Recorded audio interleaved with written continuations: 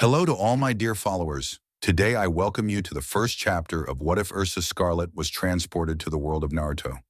If you like the content, before we begin, please scroll down to the comments section and leave a comment. It helps me a lot. Without further ado, enjoy. Chapter 1 Where the hell are we? On an island called Tenryou Island, the S-Class Mage exams were being held, but due to unfortunate encounters with the Grimoire Heart Guild, the exams were interrupted. Our mages had to fight the Dark Guild alongside their master, Hades, who was defeated thanks to the fairy tale mages. However, they didn't emerge unscathed, as all the members were injured from the brutal battle. Just as they were thinking of returning to the guild, their troubles weren't over, because from the sky emerged the fearsome dragon of the apocalypse, Accompaniment. The guild's mages tried to fight the dragon, but they couldn't inflict any damage, not even with a combined attack from the dragon slayers. Seeing what was about to happen, as the dragon of the apocalypse rose into the sky to prepare its dragon breath, the mages, determined to defend their sacred land, joined hands, while a figure in the distance watched what was about to unfold. Mavis, this is bad. I'll have to use this ability so they can survive, although they may not be able to return. I'm sorry, Makavav. She said in a sad tone as a light green energy emanated from her hands. Now holding hands, Natsu, Happy, Lucy, Gray, ERZA, Wendy, Charles, Juvia, Gajeel, Makavav, Mira Jane, Elfman, Lisanna, Lily, Kana, Laxus, Gildarts, Evergreen, Freed, Bixlow, and Levy let out one last shout. All, we are fairy tale. At that moment, the dragon unleashed its dragon's breath, striking the island and causing it to vanish. From a great distance, a ship could be seen, and aboard it, a person could be seen watching the island disappear. Zerif, goodbye Natsu. In another dimension, in a meadow, two people were walking. One was a blonde boy with a black and orange jacket, orange pants, and black sandals. He was about 17 years old. In this story, Naruto is 17 years old. He was walking with a man with long white hair, a green outfit with a red blanket, and sandals of the same color. Jiraiya, tell me Naruto, are you excited to return to Konoha? It's been a while. Naruto, of course, Ero Sennin. I'm eager to see everyone else and how much they've changed. He said excitedly. Jiraiya, they must have grown stronger in our absence as well. Naruto, yes, but none of them will be able to catch me. I will save Sasuke and become Hokage. He said, raising his fist. Jiraiya, ha ha ha, I like that about you, brat. Always full of energy. He said with a smile. Naruto, hee hee, yes, also. Boom. Naruto, what was that? He said he heard a noise like a small explosion when he makes his clones. Jiraiya, I don't know, but he came from the other side of that hill. Let's go. Jiraiya said, cautiously following the blonde. Searching the area on the other side of the hill, they couldn't see anything until Naruto was surprised by what he saw. Naruto, look, Ero Sennin, there are a lot of people over there. Naruto said, pointing at some strange individuals who appeared to be unconscious or dead. Jiraiya, be careful, it could be a trap. Maybe they're bodies with explosive tags. It's best to send your clones to check properly. Naruto, of course, Kage Bunshin no Jutsu. 10 clones emerged from that and went to check on the bodies of these people. Clone, for now there's nothing boss, although these guys are kind of weird because of their clothes, cats. Also a big guy, a short old man, and a little girl. Clone too, but apparently they are alive and have nothing wrong with them, they are just unconscious. Naruto, okay, so what do we do, Ero Sennin? Jiraiya, For now, we'll take them to the river that's near here and see if they're from around here. Naruto, I am curious what nation they are from. Jiraiya, don't be an idiot, look at them. I don't think they're ninjas, they might be civilians, although I highly doubt it. Naruto, of course, you don't look like a ninja either, you're just a pervert. He said with his eyes half closed. Jiraiya, with a twitch in his head, hey brat, remember that I am the great Jiraiya, one of the legendary Sannin. Don't be fooled by appearances. Naruto, I don't care about appearances, I care about what they do. He said, looking at Jiraiya. Jiraiya, you damn son of a. You know what? Let's take these people to be examined and see who they are. I'll take care of the women, you take care of the others. Naruto, no way, you damn pervert. You take that big guy away and I'll take the others. He said, going with the clones to take the others. Jiraiya, okay, whatever you want. Although I sense a strange energy within these people, I'll have to be careful if they work for Akatsuki or Orochimaru, Jiraiya thought. After 10 minutes, Naruto and Jiraiya's clones had laid everyone down near the river. Naruto was helping a guy with piercings in his face lie down when he saw his master approach a brown-haired girl. Jiraiya, he, look at this cutie, and she has some big melons. He said with a sick face and a drop of blood coming out of his nose. Naruto, stop being such a pervert. Besides spying on women at the hot springs, now you're doing things to them while they're unconscious. Jiraiya, you shut up. Because you've been training for 3 years to become stronger, I haven't been able to do my espionage. I mean, my research for my next book. Naruto, and what do you think is more important, espionage or training? Jiraiya, but if we were talking about Sakura, it would be different, wouldn't it? Naruto, turning red, shut up you damn pervert. Jiraiya, although that girl over there catches my attention, judging by the color of her hair, could she be from the Uzumaki clan? It would be interesting to see who these people are, Jiraiya thought, looking at a girl with scarlet red hair. Naruto, look, Ero Sennin, this pink-haired boy and the blue cat are waking up. Natsu, what happened? Where am I? Happy, I don't know about Natsu, but at least we're together. Natsu, what happened? I mean, I remember Acnologia unleashing his dragon breath and then everything went white. Are we dead? Are we in paradise? Happy, no, we're not in paradise, Natsu. Natsu, how do you know? Happy, because there are no fish with angel wings. Natsu, with a drop of sweat, oh yeah, that makes sense. Naruto, that's the stupidest thing I've ever heard, thought Naruto. Natsu, huh? And who are you? Jiraiya, first, we would like to know your name and what happened to you. Natsu, well, we were on Tenryou Island for the S-class mage exams until those grimoire heart idiots came and attacked us, but we kicked their butts. Then that damn Acnologia came and we couldn't face him, so we decided to defend the island by holding hands and exploding it, and then everything went soft. Naruto/Jiraiya, huh? Jiraiya, kid, are you alright? Are you sure you didn't get hit on the head by a ninja? Natsu, no, but I love ninjas, right, Happy? Happy, sir. Natsu, by the way, what happened to Acnologia? Naruto, with whom? Natsu, you know, the dragon of the apocalypse came to the island and attacked us. Jiraiya, kid, what are you talking about? There wasn't a dragon here. We just found you and your friends unconscious in the middle of nowhere. That confused Natsu and Happy. Natsu, it doesn't make sense, come on, stop joking around, the explosion was big enough, like when I destroyed things with my flames. Naruto, near Jiraiya, hey Ero Sennin, don't you think they're crazy? Because I don't understand anything they're talking about. Jiraiya, I know, but let's take it one step at a time. Meanwhile, a small old man was also waking up. Makarov, oh heavens, what happened? He said, looking around. Natsu, dude. Thank goodness you woke up. Makarov, huh? Natsu, what?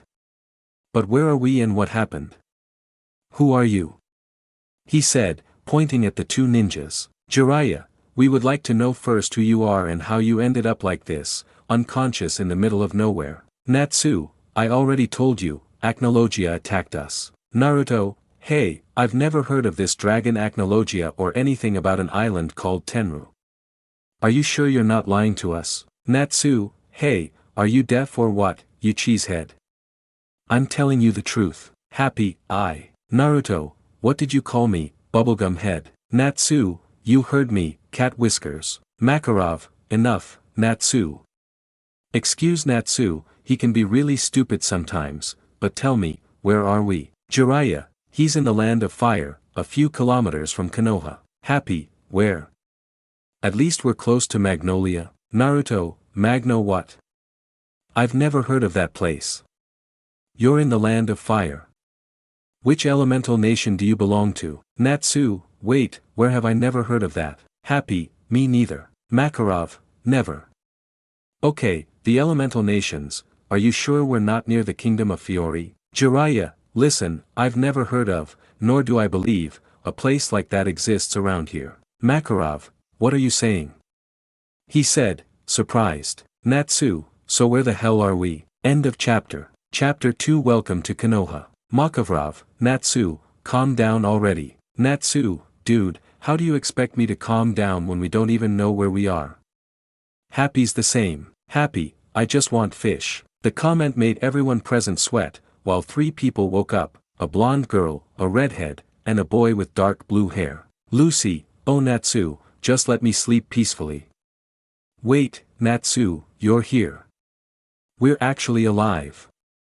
The girl said happily. ERZA, are we really alive? I thought we had died at the hands of Acnologia. Gray, why all the commotion? Natsu, finally you wake up, Ice Cube. Gray, what did you say, Flames? ERZA, you two shut up already. Natsu/Gray, yes ma'am.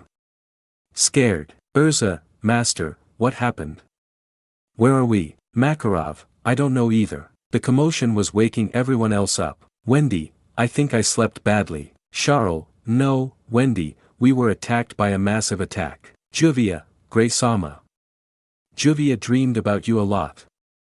She said, hugging the ice mage. Gray, whatever you say, Juvia. Natsu, feet, I dreamt that I melted you with my flames. Gray, sure, as if you could beat me. Gajeel, hey, I'll be the one to beat Salamander. Natsu, in your dreams, screw. ERZA, I told you to shut up. She said with a dark aura. Elfman, fighting is for men. Look, calm down, Elfniken. She said with a tender smile. Lisanna, Natsu, are you okay? Natsu, don't worry Lisanna, I'm fine. He said with a smile. Kana, but I'm not well, I need a drink. Gildarts, stop drinking so much, cops. Kana, make me, old man, you can't boss me around like that anymore, you only recently found out I'm your daughter. This whole show was watched by our 2 ninjas who thought they were a bunch of lunatics or that they weren't from around here. Makarov, silence, brats.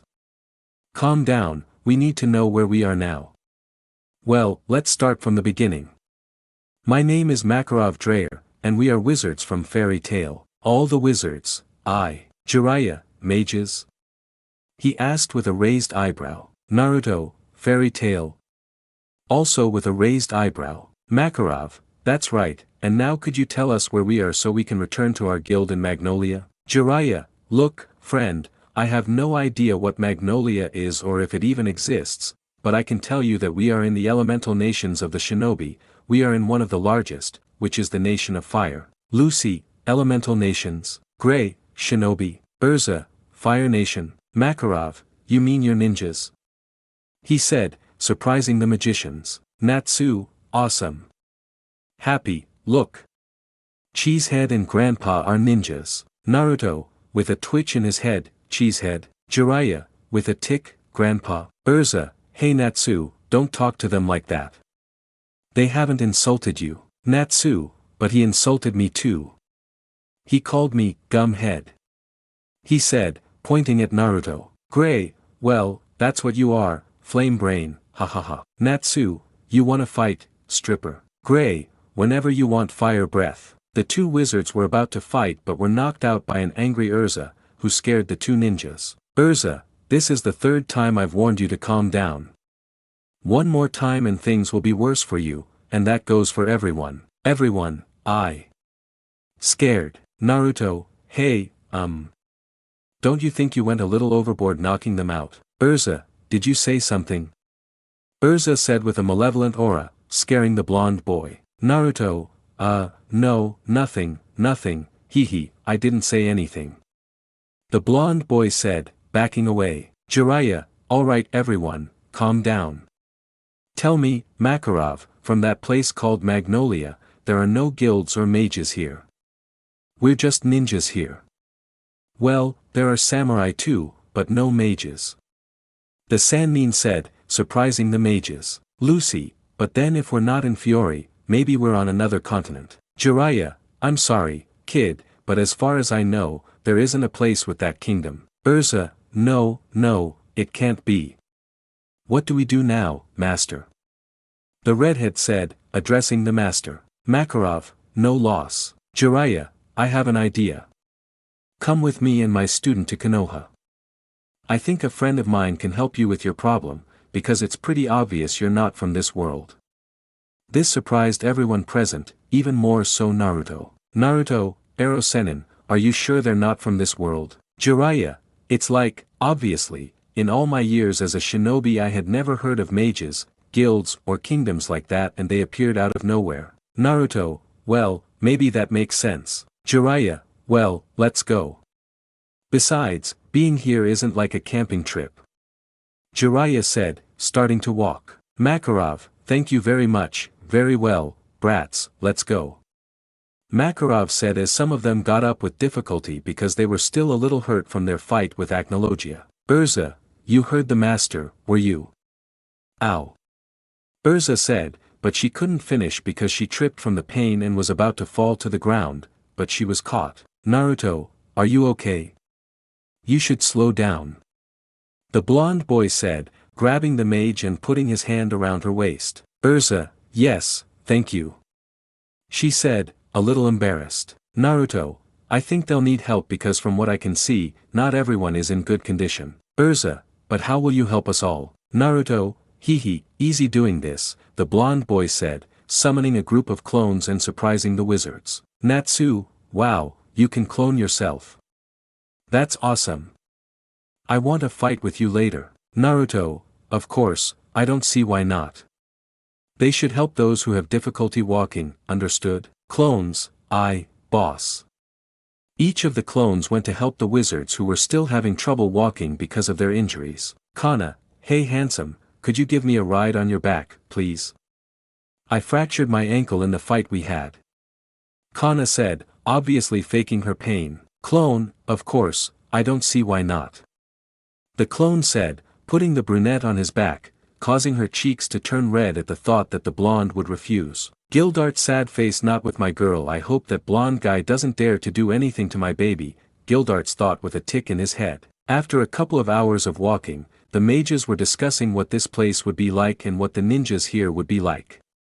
One of the most interested was a blue-haired girl named Levi, who was eager to learn more about this world they were in. Some were unsure whether to trust the ninjas, including Laxus and his guard, but they had no choice but to follow them. Others were somewhat excited to face the blonde ninja, curious to see if he could be strong, and a few female mages found him attractive. While Natsu's team, along with the blonde who was still carrying ERZA with an arm around her neck, walked in awkward silence until the blonde broke that silence. Naruto, well, I don't think we've introduced ourselves yet. My name is Naruto Uzumaki. ERZA, my name is ERZA Scarlet and thank you for helping me walk. I think my wounds don't hurt as much anymore. Natsu, my name is Natsu Dragneel, the Fire Dragon Slayer, and this is Happy, Naruto, Dragon Slayer. He said, confused. Gray, it's just that Flame Man has Dragon Slayer magic, which is fire, and my magic is ice, even though I'm not a Dragon Slayer. Lucy, I am Lucy Heartfilia and I am a celestial spirit mage, which allows me to summon spirits that can help me if I am in trouble. Naruto, wow, that sounds great. Lucy, thank you. She said with a smile. Wendy, my name is Wendy Marvel and I'm the Wind Dragon Slayer.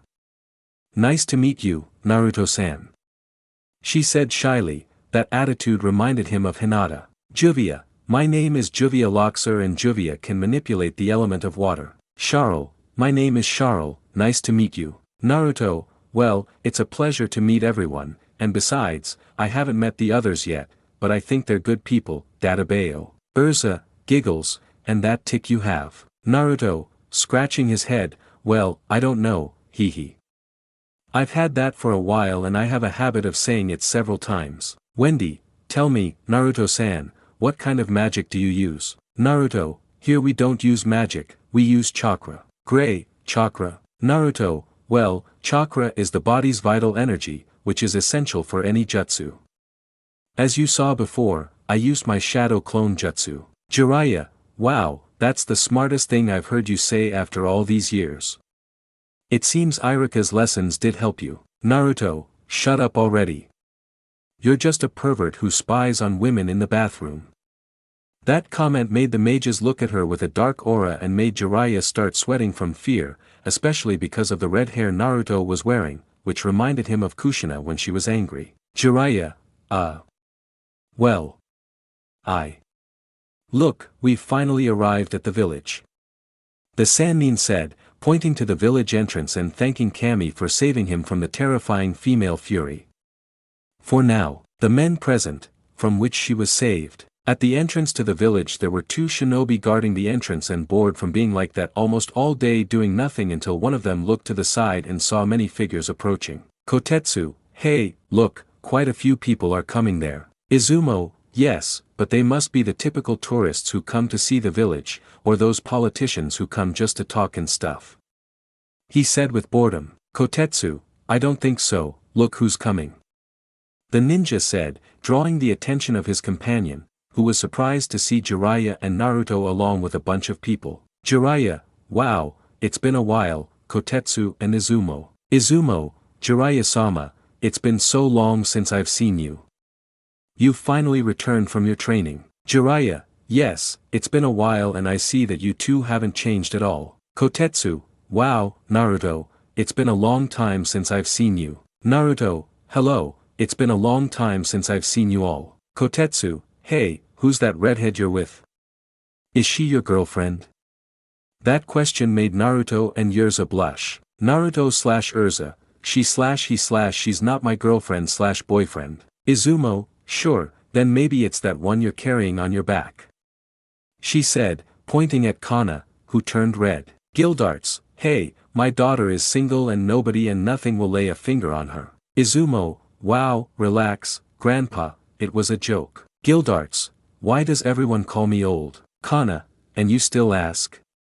Said Kana, which made Gildarts shed comical tears. Jiraiya, well, putting that aside, they are special guests who need to see the Hokage, and don't worry about them, they're not bad people. Lucy, Hokage. Naruto, that's what we call the leader of our village. Izumo, well, Jiraiya-sama, if you say so, then I have no reason to doubt you. Come in. The ninjas proceeded to walk alongside the mages. Now everyone could walk on their own, so Naruto's clones disappeared. People stared at the fairy tale mages with curiosity, finding them quite strange. Several men had hearts in their eyes because of how beautiful the female mages were, while the women of the village had hearts in their eyes as they looked at some of the guild members, especially Laxus. Gildarts tried to put on a charming face for the women they passed, but it didn't last long, as he overheard a comment saying, who the hell does he think he is, an old man? This made him shed comical tears. Naruto, wow, I can't believe he's back. Naruto said with a smile. Wendy, what does Naruto-san mean? Naruto, well, it's just that 3 years ago I went to train with the Arrow Sennin to become stronger and I haven't been back since all that time. Natsu, so that means you're strong, huh? That makes me want to fight you even more. Naruto, hee, whatever you say. Wait for me a bit. He said, jumping onto a pillar. Happy, what are you doing? Naruto, alright Konoha, get ready because Naruto Uzumaki is back in action. He said, raising his fist in the air. This made the group of mages smile, as they found the blonde boy likable. Voice, hey Naruto. The blonde boy looked down to see his pink-haired friend whom he hadn't seen in a long time. Naruto, Sakura. He said, jumping down. Sakura, Naruto, it's been so long. You've changed a lot, you're taller now. Naruto, really? I hadn't noticed. Sakura was about to speak until the magicians and Jiraiya approached where they were. Sakura, hey Naruto, who are all of them? Looking suspiciously at the magicians. Naruto, oh, well, they're I mean, there's some people who want to see Bachan. Sakura, I already told you not to call Tsunade-sama that. She said, hitting the blonde boy on the head and slamming him into the ground. This action by Sakura caused a small annoyance to a certain redhead. Naruto, but Sakura-chan, you know I always have the habit of calling her that. Sakura, oh my god, it's obvious you haven't changed at all. Jiraiya, okay, that's enough. It's time to go see the Hokage. Naruto, pouts, huh? But I wanted to eat ramen. Natsu, I wanted to fight. Happy, and I wanted to eat fish. Makarov, enough, Natsu. We should go see the Hokage and see if she can help us with our situation. That comment caught Sakura's attention. Natsu, pouting, okay, let's go. The mages and ninjas headed to the Hokage tower. Some mages looked at the village with curiosity. It didn't look as good as in their dimension, but they still found it beautiful. Sakura looked enviously at many of the female mages, since many of them had large breasts, and she cursed herself for being flat-chested, but she'd given up hope that they would grow in the future. Yeah, right. Inside the Hokage tower, the mages were near the office entrance. Since there were so many of them, only Naruto, Jiraiya, Sakura, Makarov, ERZA, and Gildarts went inside. Upon entering, Makarov and Gildarts experienced severe nosebleeds upon seeing the Hokage and her enormous breasts, which nearly caused them both to faint. Tsunade, welcome Naruto, and you too Jiraiya. It's good to have you here. Naruto, it's good to see you, Bachan, and you too, Shizun-chan. Shizun, I'm glad to see you too. She said with a lovely smile. Tsunade, you've changed, and I can see that you're taller now, whereas before you were just a dwarf. Naruto, don't remind him. Tsunade, by the way, who are you three? Jiraiya, first of all, Tsunade, order your ANBU to withdraw because this is going to be important. Jiraiya said seriously. Tsunade, very well. She signaled for the ANBU to leave. Jiraiya, well, this will be hard to believe, but I ask you to listen to them. Tsunade, very well, I'm listening. Makarov, thank you very much, Tsunade-sama. Allow me to introduce myself. My name is Makarov Dreyer, this is ERZA Scarlet, and this is Gildarts Clive. We are wizards from Fairy Tale. This surprised Sakura, Shizun, and a masked Jounin who was outside listening to everything. Tsunade was also impressed, although she didn't show it. Sakura, this has to be a joke. Naruto, come on Sakura, didn't you think everything the old man said was great? Sakura, you better shut up. Tsunade, wizards? She said, raising an eyebrow. Makarov, I know it sounds strange but it's true. Tsunade, amen. Continue. Hasai Makarov began recounting details about magic in his world, the guilds, the dark guilds, the council, the S-class exams, the Grimoire Hearth attack, Acnologia, and even how they had arrived. This left the ninjas amazed by their understanding of the magic world.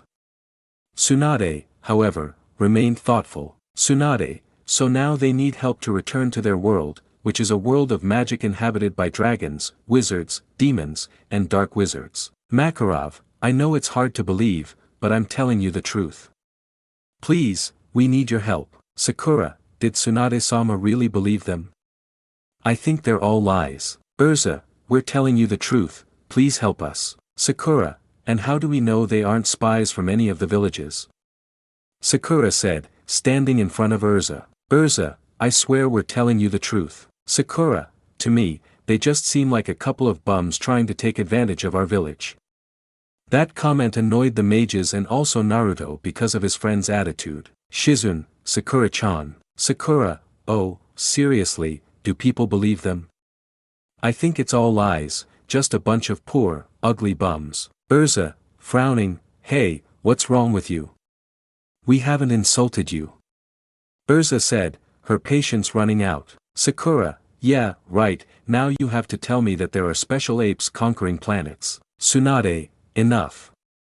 That caused complete silence in the room. Gildarts leaned close to Naruto's ear. Wow, kid, she's pretty scary, isn't she? Naruto, ugh, and you haven't seen her when she gets really angry. Tsunade, because of everything I've heard, I don't have any opinion or answer on this, but I do have a question, looking at Naruto. Naruto, what do you really think? Do you really believe they are magicians and that we should help them? Naruto, why are you asking me? Tsunade, easy, because you're one of the people I trust most, and you know how to tell when someone is lying or not, or even if they're an enemy or not. Everyone stared at the blonde man who was observing the mages. A few seconds passed that seemed like an eternity, and then he looked back at Tsunade. Naruto, yes, I believe you, and I think we should help you return home. This brought a smile to the wizards' faces. Makarov, thank you very much, brat, for believing in us. Naruto, hee, no problem. Tsunade, well, due to Naruto's response, we will do our best to help you get home. You will also cooperate and help in our village. Makarov, thank you very much Tsunade-sama. We will do our best to help in your village as payment for your help. Tsunade, well then, for now, welcome to Boompamp. He couldn't finish speaking because the door was knocked down by a Natsu who had fire in his hands. Natsu, hey, are you guys done talking yet? Because I'm getting bored and I want to fight Naruto. Makarov was about to scold Natsu when a huge murderous instinct was felt in the office, making those present tremble and turn to look at Tsunade. Tsunade, as I said. Welcome to Konoha and now. Get out.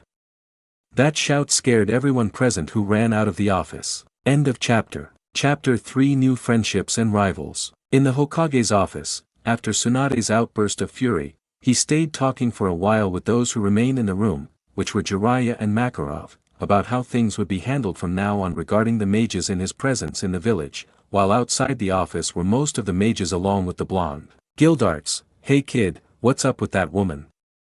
She's sexy but scary. Naruto, old man, don't let her appearance fool you, she's an old woman. Gildarts, well, I don't care anyway. She's the most beautiful blonde I've ever seen. No one compares to her. No offense, Lucy. Lucy, hey, it doesn't bother me, but what's so special about her that I don't have? Pouts. Happy, who is not fat. Lucy, shut up, cat. Natsu, but Happy is telling the truth. Hey Naruto, I thought you'd react differently to seeing a talking cat. Naruto, it's not that surprising, there are talking animals here too. Lucy, seriously? Naruto, yes, although we can summon them through contracts.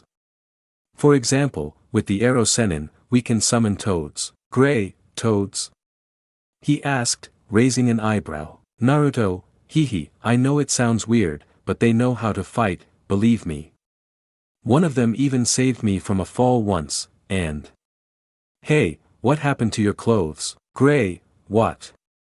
When did it happen? Natsu, don't worry, it's a habit for the ice cream popsicle to get naked in public, hahaha. Gray, hey, what did you say, little torch? Natsu, you heard me, Ice Queen. Naruto, hey, are those two always like this? Lucy, sighs, you get used to it over time. Laxus, hey, why does the old man have to take so long? ERZA, we have to wait for him, it's not easy to help such a large group of people. And by the way, Naruto, looking at the blonde boy. Naruto, what's happening? ERZA, what's your friend's problem?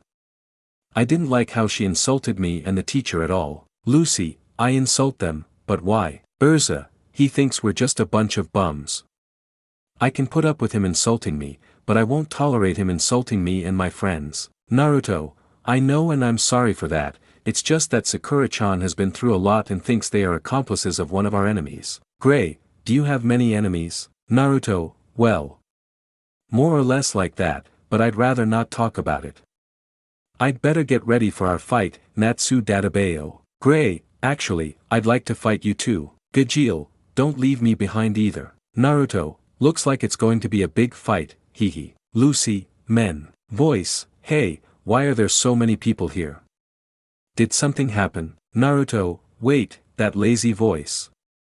Naruto said, looking down the hallway where two people were coming. Naruto, Shikamaru. Shikamaru, wait, Naruto, is that you? Naruto, haha, long time no see, buddy. How have you been? Shikamaru, well, thanks for asking, and wow, it seems you've changed. Sakura, believe me, nothing has changed. Said Sakura, who was leaning against the wall elsewhere. Shikamaru, I was afraid of that. Naruto, hey, well, you haven't really changed that much. You still have the same lazy face, and also. Naruto stared at the person next to Shikamaru. She was a blonde girl with her hair styled in 4 sunflower-shaped pigtails, wearing black clothes, with aqua green eyes and carrying a huge fan. Naruto, I'm glad to see you too. Temari. Temari is an idiot. Naruto, yes, sorry, it's just that I'm not very good with names. He said, scared. Shikamaru, hey Naruto, who are all these people and why is that guy naked? Temari, and why is there a cat with wings? Naruto, well, they are. I'd better tell you, Bachan. Shikamaru, what a nuisance, but oh well, welcome back to the village, Naruto. The others will be eager to see you. He said, bidding farewell and entering the office with Temari. ERZA, was he your friend, Naruto? Naruto, yes, we've been friends for a long time. ERZA, smiling, you must have a lot of friends, Naruto. Naruto, well, I don't have that many friends either. Natsu, because you look like a nice person or not happy. Happy, I. Plus, you have a better personality than Lucy. Lucy, shut up, cat. At that moment, Makarov and Jiraiya would come out of the office, attracting the attention of everyone present. Makarov, alright, brats, I already spoke with the Hokage and got some rooms in some apartments, but for next month we're going to have to pay for it ourselves. Freed, wait a month. But how long are we going to be here? Makarov, we'll do everything possible until the Hokage finds a way to return to the village. Until then, we'll have to cooperate by doing jobs in the village. For now, Naruto and I will be in charge of us. Naruto, huh? Why me? Jiraiya, I'm sorry, brat, but since Tsunade sees that you trust them, she entrusted their care to you, so you're in charge of these mages. Naruto, but what about you? Jiraiya, I can't, I have an important mission, I must do an investigation. Naruto, of course, one of your investigations will be spying on women in the hot springs, right? Jiraiya, how did he know, he thought. Naruto, well, okay, if grandma says so, it'll be done. Makarov, thank you very much, brat. Could I ask you one thing? Well, actually, two. Naruto, sure, old man, no problem. Makarov, thank you. Well, firstly, could you give us a short tour of the village? Secondly, do you know of any place where one of my children could stay, as there are so many of us, this is difficult. Naruto, sure, no problem, that person could stay at my house. Kana, I think it's my time to act. Kana was about to say something until she was interrupted. Natsu, me. I want to stay overnight at your house with Happy. Many didn't like the idea because Natsu, being Natsu, would tell the blonde guy to fight all the time or even worse, destroy the blonde guy's house. ERZA, no way, Natsu. Knowing you, you're going to make Naruto fight you all the time, so I'm staying at Naruto's house. The red-haired mage said firmly, surprising those present. Makarov, are you sure, ERZA? Naruto, relax, old man, no problem. I think there's room for all three of us. ERZA, really? We don't want to bother you just after you arrived in your village. Naruto, of course, I like the company. Sometimes I feel lonely in my apartment. ERZA, thank you very much, Naruto. Bowing. Naruto, scratching his head, ha, no problem, you don't need to do that. Sakura, hey Naruto, would you mind if we talked later? It's something important. Naruto, of course Sakura-chan. Sakura said nothing as she left. The wizards and the blonde boy left the tower and went to the village while Naruto showed them around. He also explained what the other villages and their respective kages were like, which surprised the wizards that there were more villages like this one, since the village was already too big for them. Naruto, what do you think of the village? Lucy, the place is incredible, it's beautiful. Gray, it's not bad, it looks cozy. Naruto, and well, here's the dango shop. Believe me, they taste good. Pointing the shop to the wizards, but the blonde didn't realize that someone was watching him from the shop and was surprised to see him after so long. Voice, well, it seems the village mustache has returned. Naruto, wait. Is that you, Enko-chan? Enko, hey Naruto, it's been so long. I see you've grown into quite the man. Looking at him pervertedly, Naruto, yeah you've changed too, you're more. Your hair is nice. Enko, relax, I don't need compliments, but it's good to have you back. This place has been very boring without you. Naruto, scratching his head, well, thanks for that. See you later, Enko-chan. He said goodbye and left with the magicians. Enko, Who would have thought that the brat I met in the Forest of Death would grow up to be such a handsome man? Maybe I'll have some fun with him later. ERZA, hey Naruto, do you know if there's a shop around here that sells cake? Naruto, yes, but they're only open on weekends. ERZA, oh, I see. What a shame. Naruto, don't worry ERZA-chan, if you want I'll treat you to ramen later, Databeo. Everyone was surprised and silent when they heard how Titania had been called. Gray, Zie, Natsu-chan, Naruto, what's going on? He said, looking at the mages who seemed scared, and then he looked at ERZA. ERZA, well, Naruto, does it bother you when I call you that? If you want, I can call you something else. ERZA, no, it's okay, I don't mind. She said with a slight blush, which many of the mages noticed, and they stared in astonishment at the fearsome Titania blushing. Naruto, oh, well, that's fine, ERZA-chan.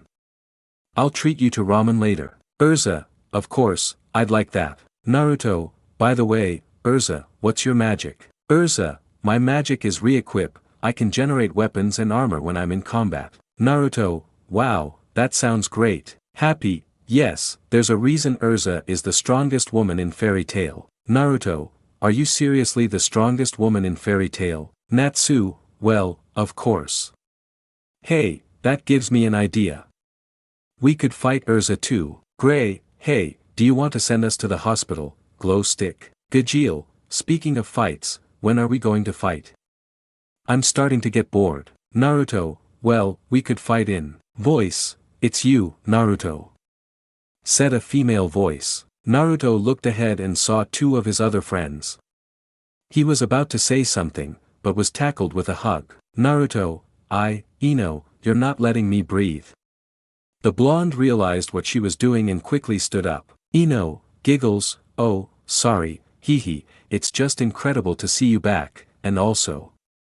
The blonde couldn't finish because she stared at the blue-haired boy without clothes. Chuji, it's good to see you, friend. You've grown a lot. He said while eating a bag of chips. Ino, approaching Gray, hey handsome, I haven't seen you around here before. Are you new to the village? She said in a flirty tone. Gray, well, Juvia, rival in love. She said with a dark aura. Gajeel, hey Uzumaki, who's the blonde and the fat guy? He said, leaving Naruto and Ino petrified. Chuji, what, did you call me? Gajeel, hey Uzumaki, what's wrong with the fat guy? Naruto, you didn't say it again, you idiot. Chuji, I'm not fat, I'm just chubby. Baika no Jutsu. Suddenly, the Akimichi's body expanded like a ball, surprising the mages.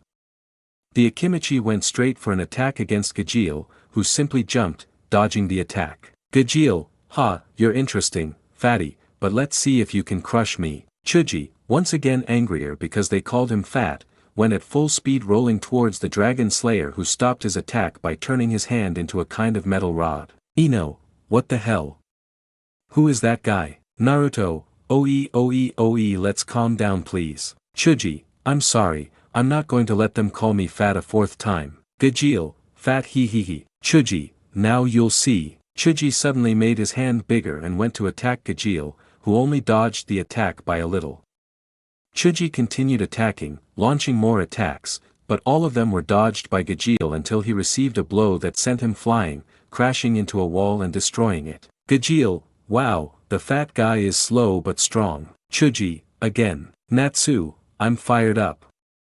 Natsu said, going to attack Chuji with fire coming out of his hands. The Fire Dragon Slayer managed to land a blow on the Akimichi and then received another blow from Gajeel that sent him flying, narrowing down on top of Naruto. Naruto, hey, alright, you asked for it, idiots. Shadow Clone Jutsu.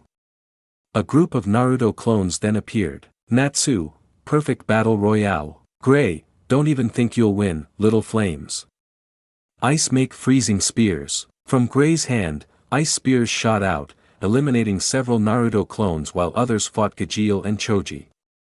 The original Naruto was fighting Natsu in a flurry of punches and kicks. Naruto spun in mid-air and delivered a kick to Natsu's face, sending him flying back a few meters. Natsu quickly regained his balance and leaped forward with his fiery fists, which the blonde blocked. A kick followed, aimed at Natsu's stomach, and he followed up with a punch to the face. He was about to deliver another blow, but Naruto grabbed his fist and headbutt Natsu, who stumbled back and unleashed his dragon breath. Natsu dodged it with incredible speed, then sprinted to Natsu's side and kneed him in the stomach, sending the Dragon Slayer quickly backing away. Naruto, not bad, Natsu, you're strong. Natsu, hee, you're strong too, so get ready because here comes the good part. He said, bumping his fists together and launching himself at Naruto. The blonde man did the same and prepared his fist, which was going with great force, and the Dragon Slayer did too. Their attacks were about to collide until a person stopped the two combatants with their hands. Voice, ugh, wow Naruto, you've gotten really strong. It was really hard to block your attack. Natsu, hey, who are you, silver-haired boy? Naruto, Kakashi-sensei. Kakashi, with a happy eye, hello, it's been so long since I've seen my student. You've changed a lot, although I'd say more in appearance. Natsu, hey, why did you stop our fight? It was fun. Kakashi, I'm sorry, but I had to do it, especially since they wrecked the Marvel comic book store. Natsu, but that was Gajeel, and by the way, where is he? Natsu said, turning to look at where Gajeel and Chuji were fighting, which impressed him because they were holding on. Gajeel and Chuji were being held by a woman with purple hair, wearing an ANBU mask and typical ANBU clothing. What surprised the Dragon Slayer was how easily she was holding them by the ear as if they were mere children. Naruto, Yugao, it's been a while, Naruto-kun. I'm glad to see you, and I must say, you have some rather excited friends when it comes to a fight. End of chapter. Chapter 4, Tranquil Night and the Akatsuki. Before I begin, I probably won't be able to upload this story very often because I have a lot to do, but I'll do my best not to leave this story unfinished. Gajeel, hey, why did you interrupt our fight? I was having fun with the fat guy. Chuji, I'm not fat. Yugao, could you two please shut up already? I was going to buy the Spider-Man comic and you wrecked the store. Now I'll have to wait to see when you reopen. Be grateful you still have what defines you as men. Gajeel/Chuji, why yes ma'am. Kakashi, well, there's no need to get so angry, they didn't do that much damage. Yugao, you say that because you like DC. Kakashi, well, that's true.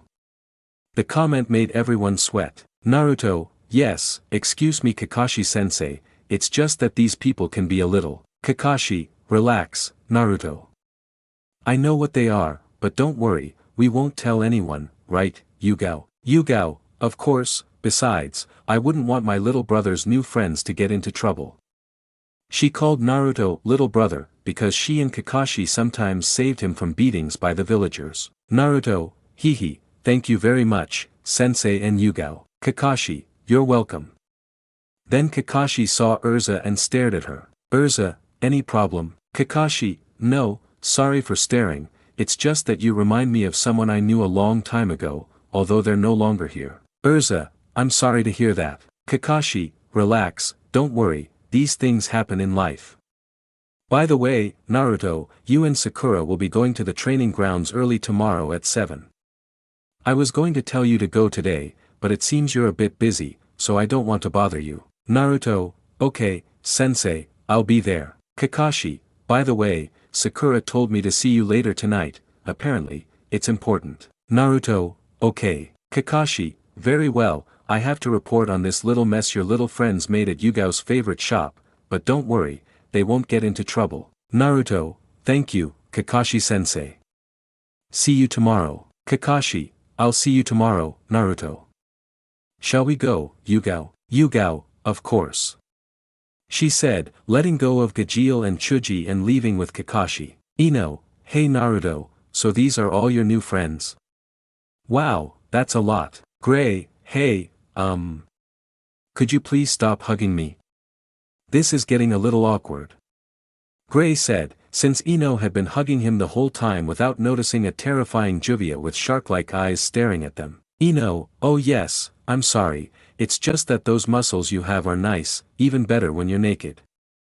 She said in a flirty tone. Gildarts, I envy today's youth. Laxus, old. Gildarts, because nobody respects me. Naruto, hey Chuji, are you okay? Chuji, yeah, don't worry, but I think I'll go now. It's getting late and I don't have any more parents. But it's good to have you back, Naruto. Are you coming, Ino? Ino, oh, by the way, I have to go back and close the flower shop. See you later, Naruto. See you too, handsome. Juvia, rival. Kana, hehe, I like it. Makarov, well, brats, it's getting late, so I'm going to leave. Does anyone else want to go? Some simply nodded and followed Makarov. Those who remained were Naruto, Natsu, Happy, Erza, Lucy, Levi, Gray, Juvia, Wendy, Carla, Gajeel, and Lily. Levi, I think I'll do something else, Naruto-kun. Do you know where there's a bookstore around here? Naruto, oh yeah, sure, you go around the corner there, then you go to the right and you're about 10 minutes away. Levi, thanks, let's go Luchan, I just don't want to be alone. Lucy, sure, see you guys. She said, leaving with her friend. Gajeel, hey Uzumaki, do you know where they sell weapons around here? I need a new one for Lily. Naruto, your cat wants a weapon. Well, now that I think about it, I've seen toads with katanas, but a cat, he thought. Lily, believe me, I'm not just any cat. She said proudly. Naruto, is that okay? The same way Levi and Lucy left, only on the left. They'll be there in 20 minutes. Gajeel, well, thank you. I'll see you later. And don't think our fight with the fat guy and salamander is over. Come on, Lily. Lily, Naruto, now let me guess, you're going to ask me for a place to go to. He said, looking at Gray and Juvia. Gray, well, I wanted to ask you where there might be some hot springs. Natsu, so you'll melt. Gray, you shut up, fire breath. Juvia wants to go with Gray-sama to the hot springs. Gray, of course, I don't see why not.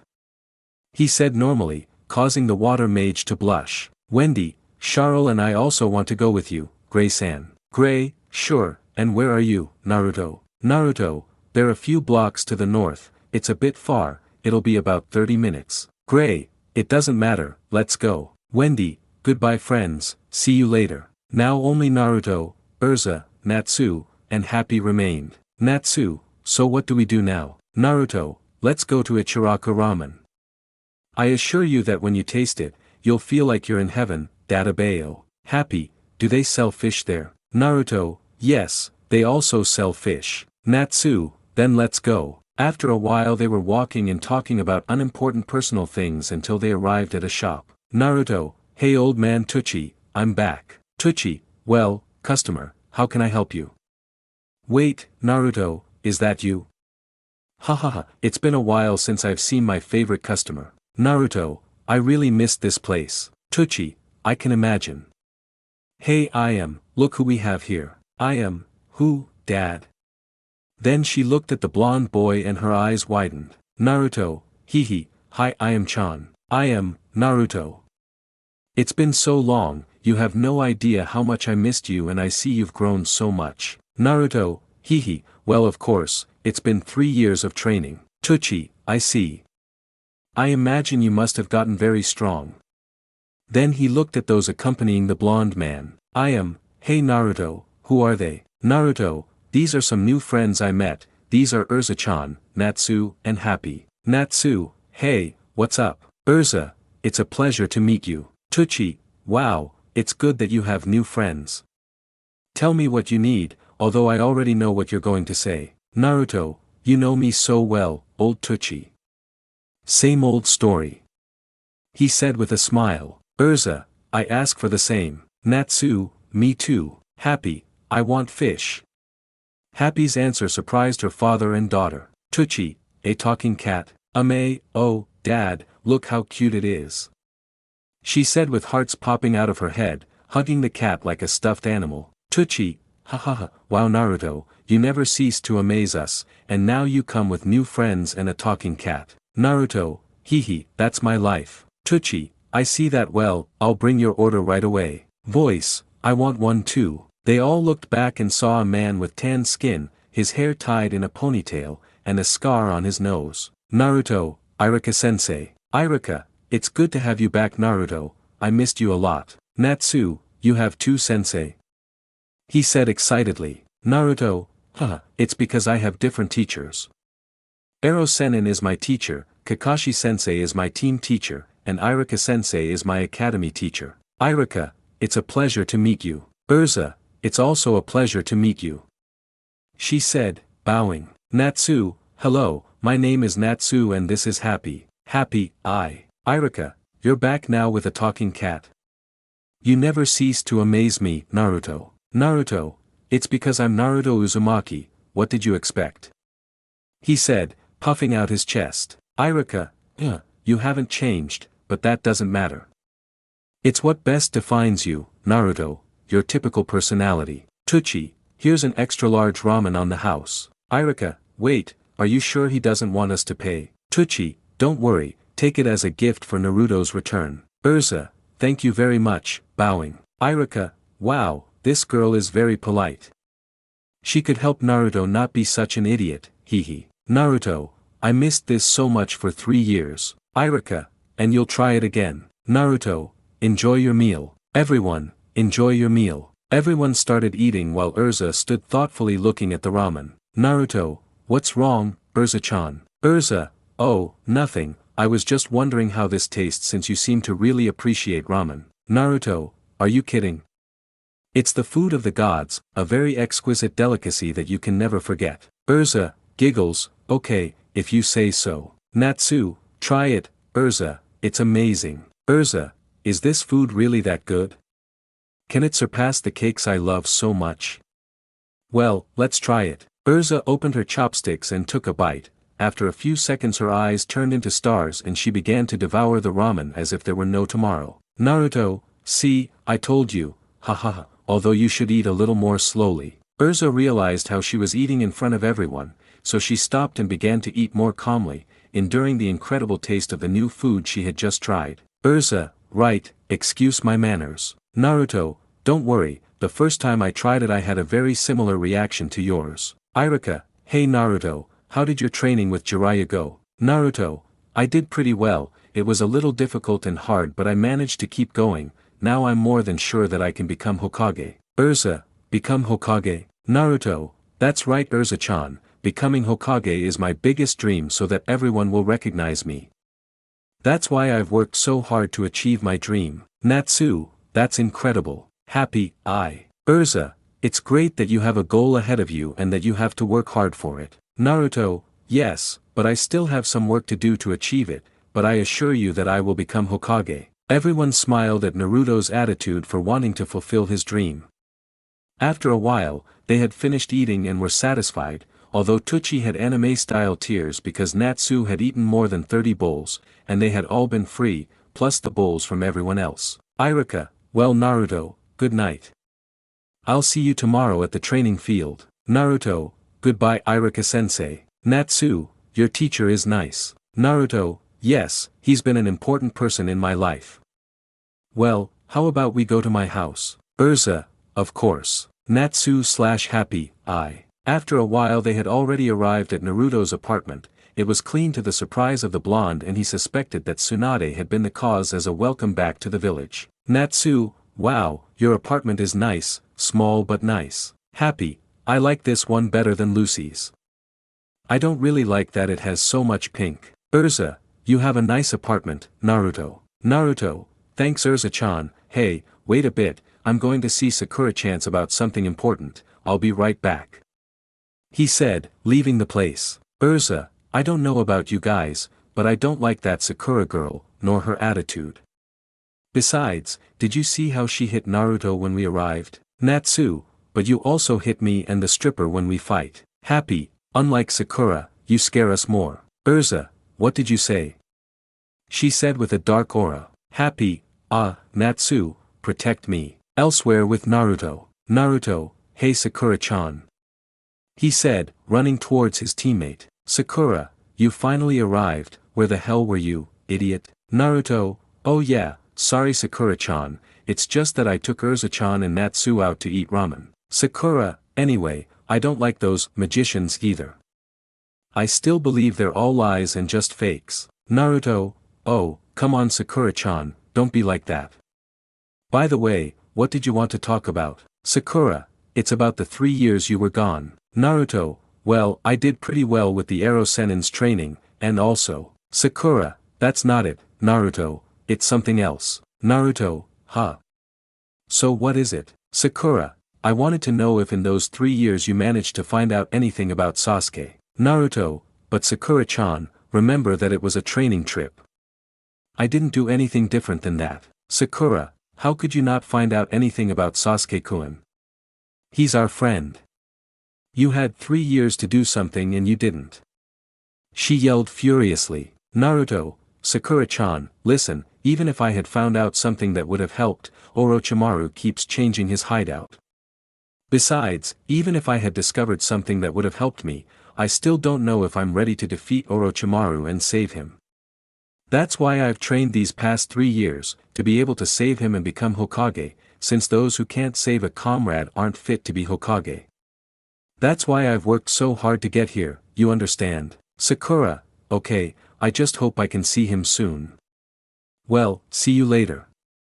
She said, waving goodbye, sounding a little annoyed. Naruto, Sasuke, I swear I will save you. Elsewhere, a giant statue with enormous hands could be seen. Several holograms that were above the fingers of the giant hand had gathered due to a strange event. Haiden, tell me why we're here.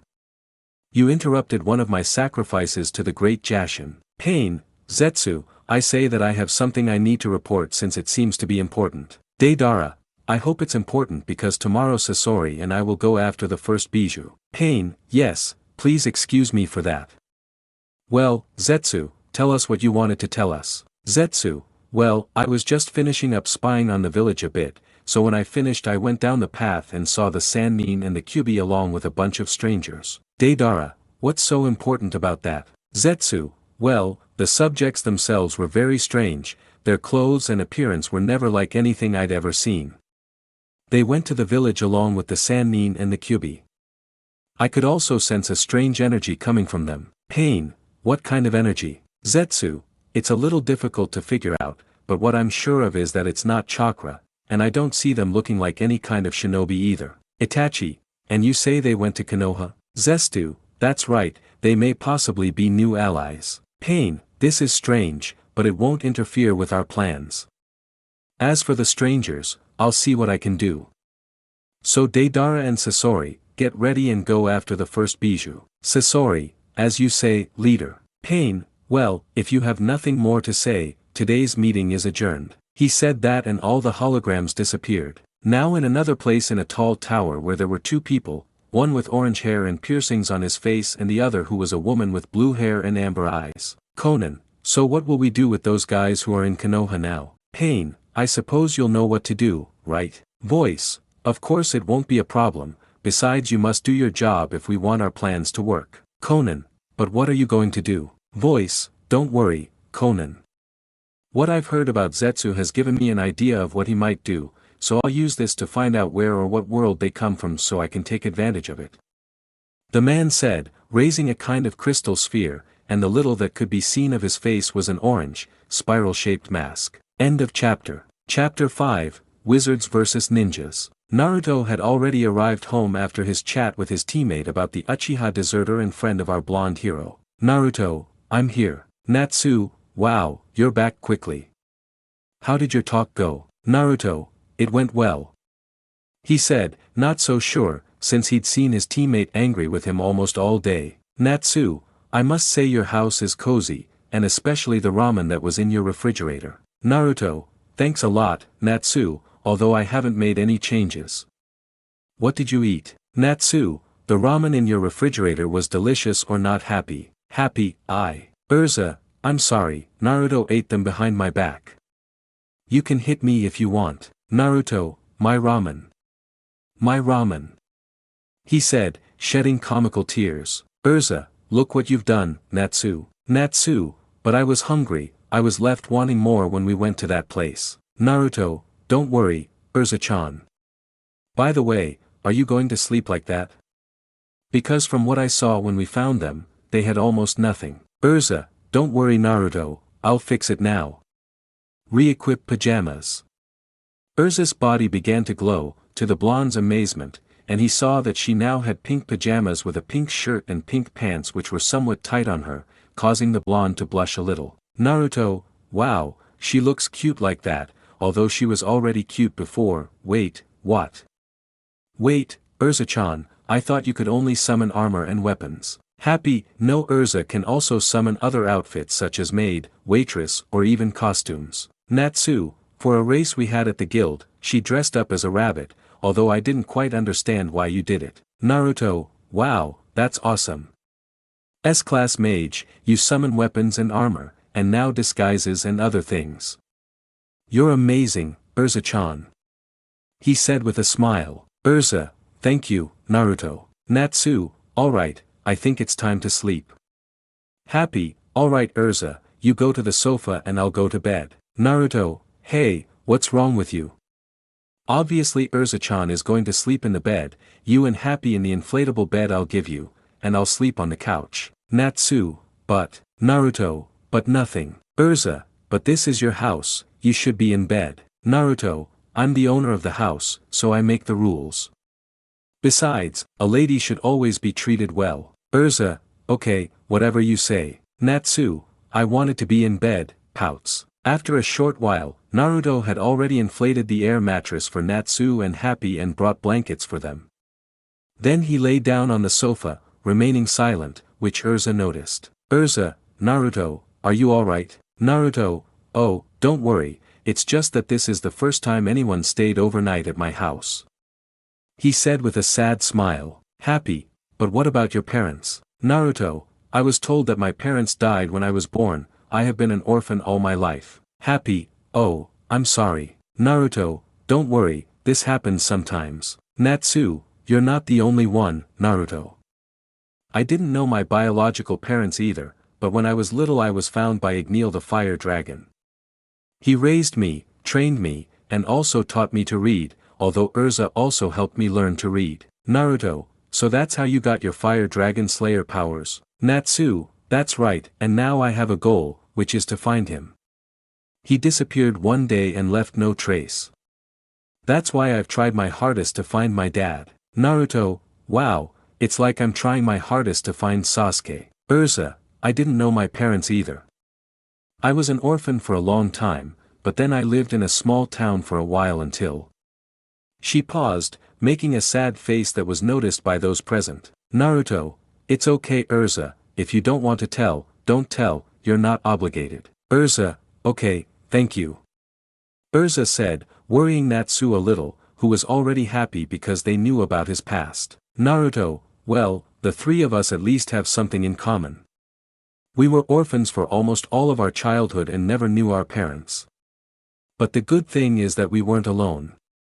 We were able to get this far with the people around us, friends, rivals, teachers. Thanks to them, we've been able to move forward in life.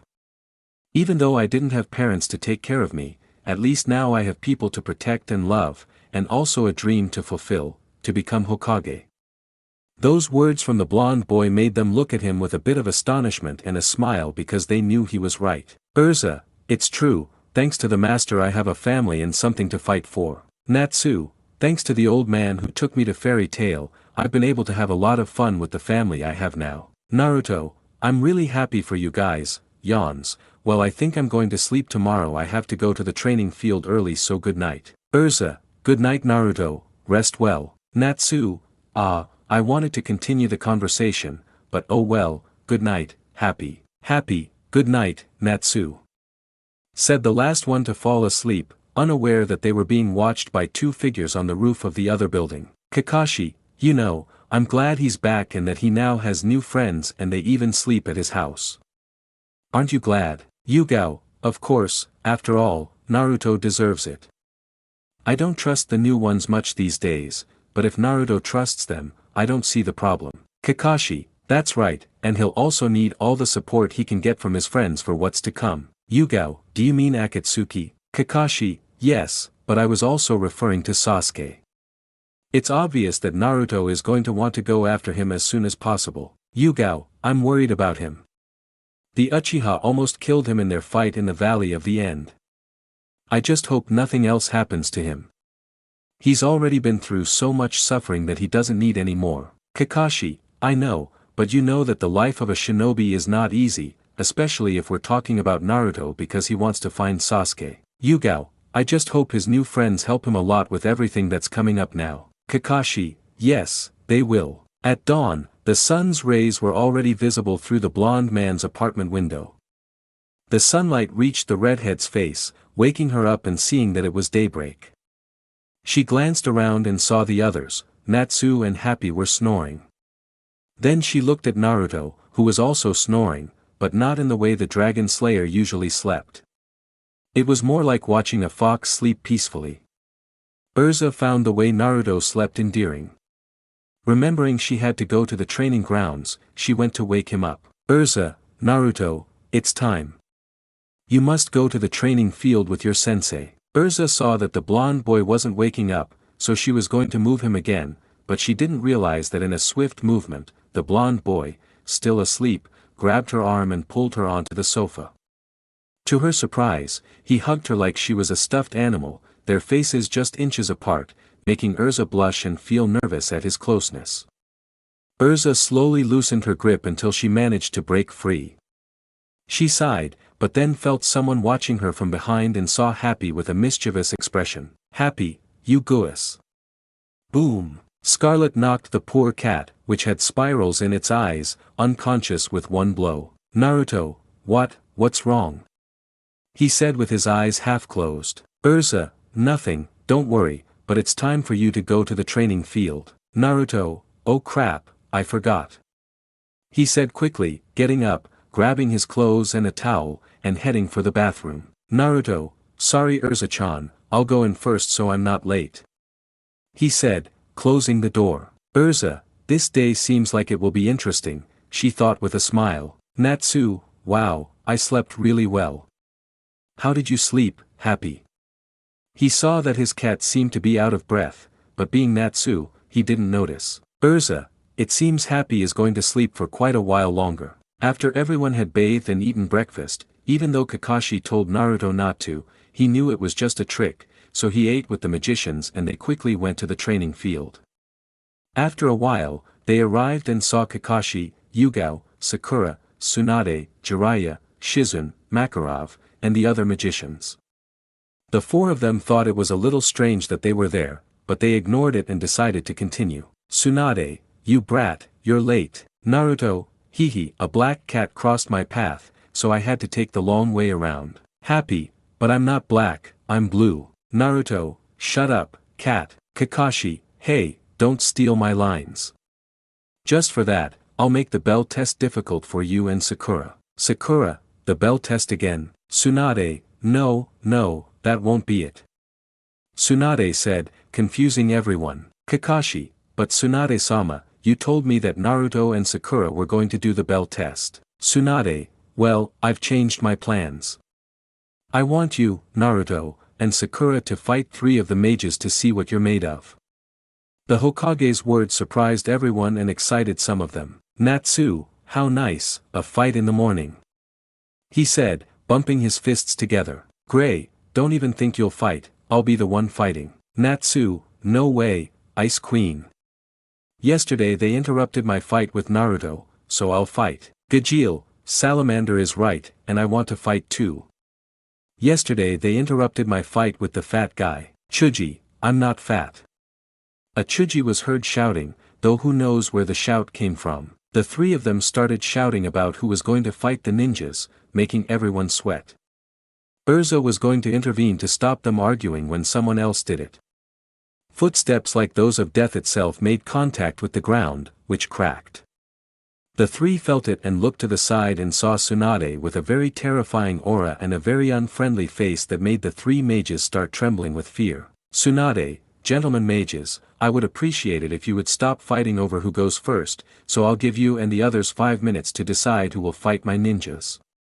Did you hear me? The 3 of them hugging, yes ma'am. Gildarts, Ojujuji, I like that woman more and more, she has character. Kana, sometimes I wonder how you became my dad. Makarov, alright, brats, let's get together and see who's going to fight. Everyone, aye. After the minutes passed, the fights had already been decided. Naruto vs Natsu, Sakura vs Lucy, Kakashi vs ERZA, Tsunade, very well, the first ones to fight, come forward. The combatants will be Naruto Uzumaki vs Natsu Dragneel. Natsu, get ready, Naruto, because I'm fired up. Naruto, the same goes for you, Natsu. I won't make it easy for you. Tsunade, alright, let's begin. The two ran at incredible speed. Natsu ignited his fists and began striking Naruto, who blocked them with ease. Between blows, the blonde-haired boy retreated and created about 6 clones armed with kunai, which then attacked. Natsu began dodging the attacks with some difficulty, as he hadn't expected Naruto to be so fast, but he didn't fall behind. Taking advantage of a moment of carelessness from one of the clones, he missed his attack and was eliminated with a fire kick.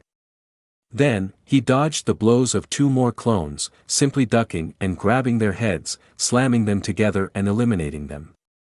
He received a kick from one of the clones, and another followed with another blow to his face, but the Dragon Slayer withstood it and dodged the third clone's attack, grabbing him and throwing him into the other 2 clones, which then vanished. Natsu, you'll have to do better than that. Wait, where did she go? The Dragon Slayer wondered where the blonde was, but thanks to his sense of smell he almost dodged the blonde's fist that came out of the ground. Naruto, damn, that was close. Natsu, it's my turn to Karyo no Hoko. A burst of fire shot from the Dragon Slayer's mouth, striking the blonde boy head-on. As the fire dissipated, Naruto could be seen lying on the ground with smoke rising from him. Those present were worried about the blonde boy, thinking that Natsu had gone too far, except for the ninjas who already knew what was going to happen. Natsu, oops, I think I went a little overboard. Wait. Natsu said, sensing with his nose that the one there wasn't Naruto. His question was answered when he saw the Naruto lying on the ground transform into a burnt log. Natsu wondered how it had happened, but he didn't have time to think because he had to dodge a large shuriken, which he barely managed to avoid. But what he didn't expect was that the shuriken transformed into Naruto and delivered a knee strike to his stomach, followed by a kick to the face that knocked him to the ground. Natsu was about to get up quickly to face him, but he saw 2 more Narutos appear around him, placing kunai against his neck while the original pointed another kunai at his face. Naruto, hee, looks like I won. Natsu, fine, you win. Pouts. Tsunade, the winner is Naruto Uzumaki. Naruto, that was a good fight. Naruto said, helping Natsu to his feet. Natsu. Huh, yeah, but you haven't seen anything of me yet. Naruto, maybe we'll fight again later. Tsunade, the next match is Sakura Haruno against Lucy Heartfilia. The 2 of them said nothing, they just looked at each other face to face, staring seriously. Tsunade, if you have nothing to say, begin. Sakura, alright, let's begin. She said, going to attack Lucy, and managed to see that she had a key in her hand and said some words that she couldn't hear. I'm too lazy to write how she summons spirits. From a bright light appeared a cow with a large axe, surprising the ninjas since they did not expect Lucy to be able to summon as well. Taurus, Lucy-sama, your body is as beautiful as ever, what do you need me to help you with? Lucy, well, I want you to help me defeat her. She said, pointing at Sakura. Taurus, ugh, another girl, but wait.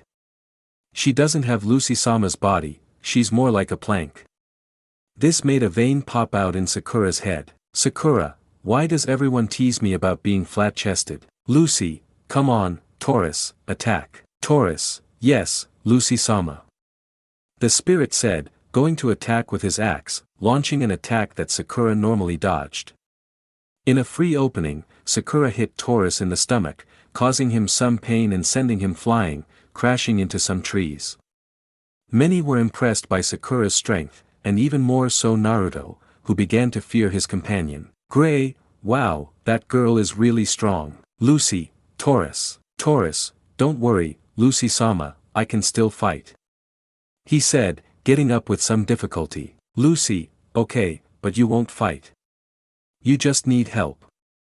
Help me, Loke. From a key emerged a young man with orange hair, glasses, and a black suit. The ninjas did not expect this, as they were used to seeing them always summon animals to help them in their fight. Tsunade, wow, Makarov, your boys are interesting, and I suppose they'll bring more surprises. Makarov, that's right, my children and I always have a trick up our sleeve. Tsunade, your children? She said, raising an eyebrow. Makarov, that's right, I consider them like my children and they consider me like a father, since each of us in fairy tale takes care of each other because we are a family and fight to keep going. Tsunade, wow, that sounds nice. I hope your children manage to impress me. Makarov, I'm sure they will. In the fight. Lok, what do you need, Lucy? Do you want a massage like the other day? Lucy, no, I just need you to help me defeat her. Lok, oh, another damsel in distress to fight. Wait. No, she doesn't look as good as the others. Sorry, but she's not my type. Author, wow, who would have thought even Lok would reject Sakura? Sakura, huh? Hey, what's wrong with you? What do the girls you know have that I don't? Lok, I'll make you a list because I'd probably be writing until tomorrow. This enraged Sakura, who attacked at great speed, slamming her fist into the ground and shattering it. Lok leaped forward and unleashed an energy beam that struck Sakura, though it had little effect. She then jumped to attack Lok, but was knocked back by a charge from Taurus. Lok unleashed more energy beams, which she dodged, but was then attacked by another Taurus charge.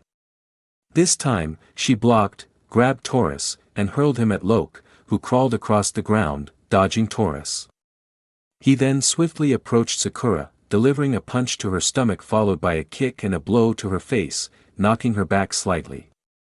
Lok stepped back and unleashed a powerful beam that struck Sakura directly, sending her crashing into a tree and knocking her unconscious. Tsunade, the winner is Lucy Heartfilia and Lok, beautiful lady, that's my name. Tsunade, as you say, they are the winners of this fight. The wizards congratulated Lucy on her victory, while a slightly injured Sakura went to sit angrily on a log.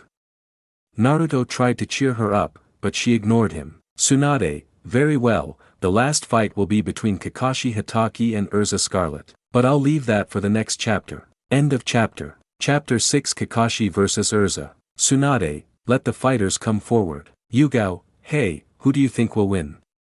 Because that girl looks strong. Shizun, well, according to Makarov-san, she's a Class S mage and the strongest woman in her guild, so she'll probably be a good opponent for Kakashi. Jiraiya, interesting, the strongest woman among the mages. Let's see what you're made of, ERZA Scarlet, he thought. Two opponents have already faced off. Kakashi, let it be a good fight. He said, closing his book. ERZA, likewise. He sensed a slight air of tension between the two opponents. Naruto was eager to see his friend's strength, as she had intrigued him ever since he first saw her, though he didn't know why. The ninjas were interested in the fight, as one of their best jounin was going to fight the strongest mage in their guild. The mages were excited about the fight, eager to see who would win. Tsunade, begin. ERZA was the first to attack, summoning a sword and running towards Kakashi, who drew a kunai and blocked the attack, but with some difficulty, as he did not expect Scarlet to have that much strength when attacking. Kakashi, he's strong, Kakashi thought seriously. Kakashi drew another kunai and began attacking, clashing his sword against Kakashi's blade in a series of sparks and high-pitched sounds. ERZA blocked all of the jounin's attacks, though she had to admit he was quite fast. She didn't back down, however, and began attacking with great force, forcing the jounin back. He jumped slightly and tried to parry, but ERZA summoned another sword with her free hand and charged at Kakashi, who dodged the attack, though his pants were torn. He created some distance and attacked again, throwing a couple of shurikens. Making a hand seal, the shurikens multiplied. ERZA, with both swords, managed to block them all in a swift motion, but she didn't expect a kick from Kakashi that struck her in the face, causing her to stumble back.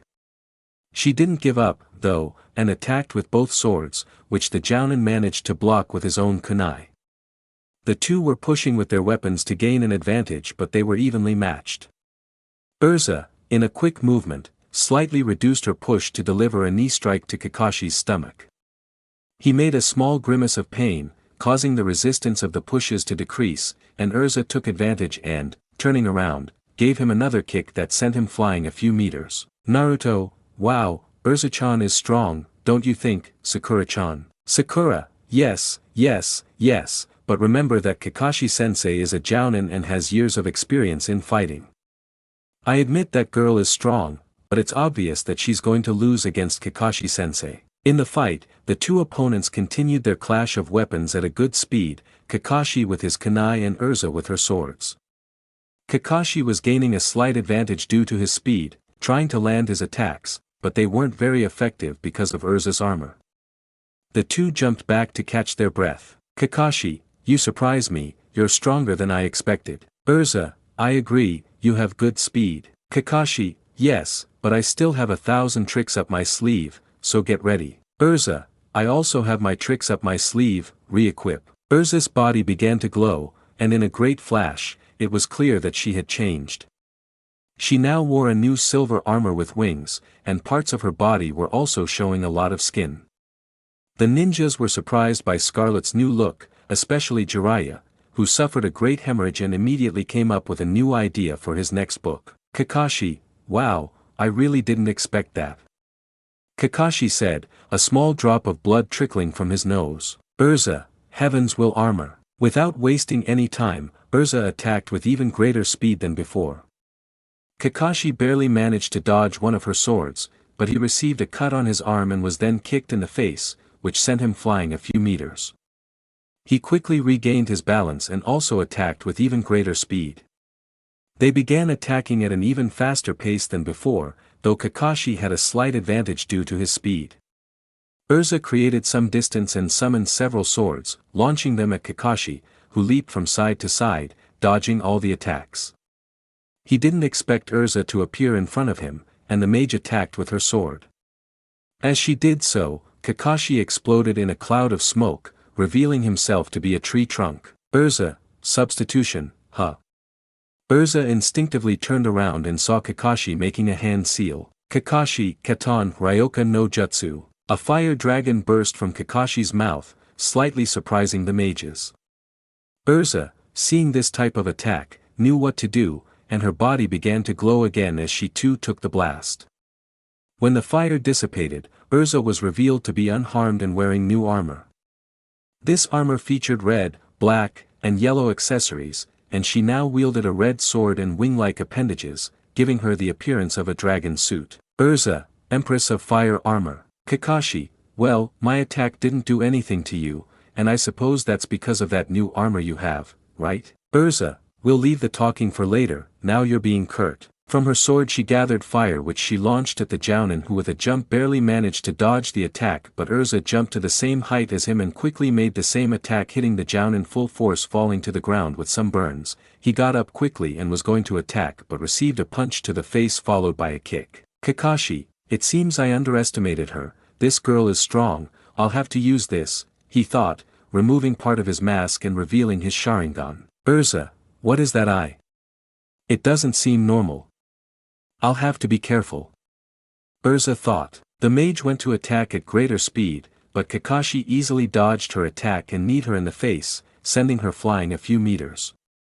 As she regained her balance, she went to attack again, launching her flames, but Kakashi dodged them and threw a couple of kunai with explosive tags that detonated near the mage, damaging her slightly. She tried to get up, but Kakashi appeared from behind, punching her in the stomach and kicking her in the face. ERZA, what is that eye? Kakashi, didn't you say the talks would have to wait? ERZA, you're right in that case, re-equip. Kakashi, he'll do it again. ERZA's body began to glow and in a flash her new armor appeared, consisting of a few leopard skin garments and even leopard ears. ERZA, speed armor. Jiraiya, he, without a doubt this will be a great success for my book, thought the Sannin pervertedly. Naruto, how many armors does ERZA-chan have?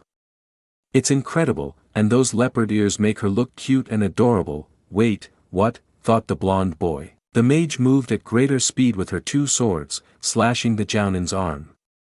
He was impressed by his opponent's speed, but had no time to think before receiving a kick to the stomach followed by another cut to the leg. The mage continued attacking with blows and cuts that the jounin could barely dodge or block. The ninjas were surprised by ERZA's speed, and besides causing the jounin problems. Yugao, what an idiot. I told him to train more than read that stupid book. Jiraiya, hey, that's a great book, and you know all the work it took me to make it. Yugao, of course, you worked very hard on your books through your research, the Umbu said sarcastically. Jiraiya, I'd better keep quiet. In the fight, the Jounin was having difficulty with the mage, as she had inflicted considerable damage. However, amidst the attacks, he managed to jump back, form a hand seal, and create a wall of earth by touching the ground. Kakashi was about to make his next move, but he didn't expect what happened next. He received a powerful punch to the face from the mage, who had pierced the wall with her attack. Kakashi, damn, he went through the wall with just his fist. I expected him to be strong, but not this strong, thought Kakashi as he was sent flying by the attack. As Kakashi tried to get up quickly, he didn't expect ERZA to appear in front of him and put her sword to his neck. ERZA, I win. Kakashi, maybe, but one always has to watch their back. ERZA, what? Another Kakashi emerged from the ground behind ERZA, wielding a kunai. ERZA swung one of her swords at the Kakashi behind her, thinking it was the real one, or so she thought. The moment contact was made, ERZA was electrified by the Kakashi clone, which turned out to be a ration clone. The original, in a swift movement, kicked the mage in the chin, sending her flying and crashing to the ground. As she tried to get up, she felt something sharp against her neck, which turned out to be Kakashi's kunai, giving him the victory. Tsunade, that's enough.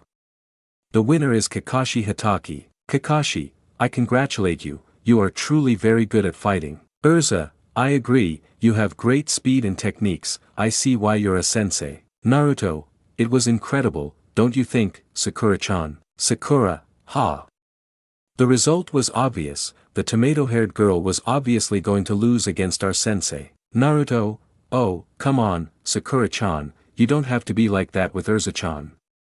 Besides, admit that she's strong too.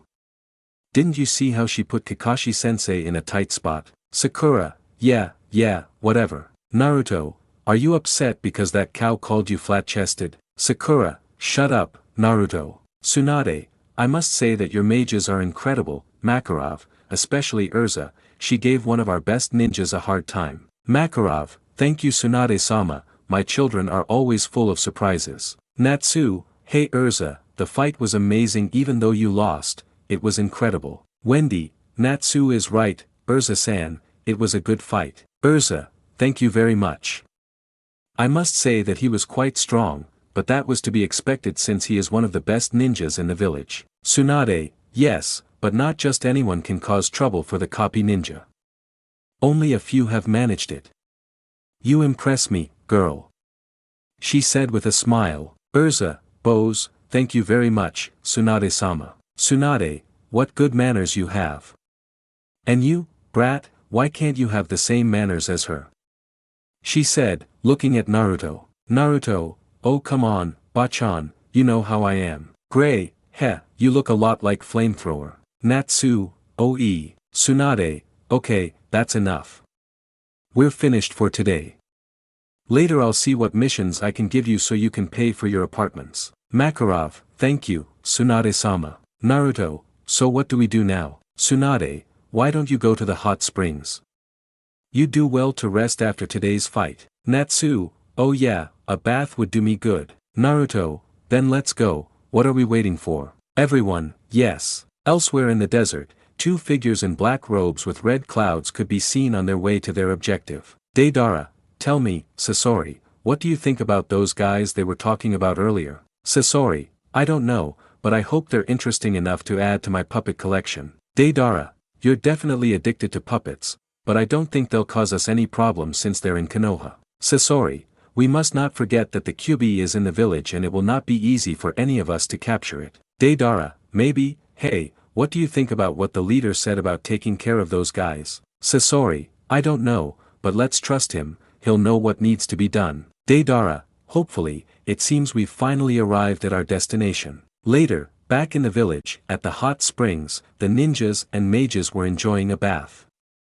In the men's section were Naruto, Natsu, Happy, Gray, Gajeel, Laxus, Shikamaru, who had been invited by Naruto, Bixlo, Freed, Elfman, Gildarts, and Makarov.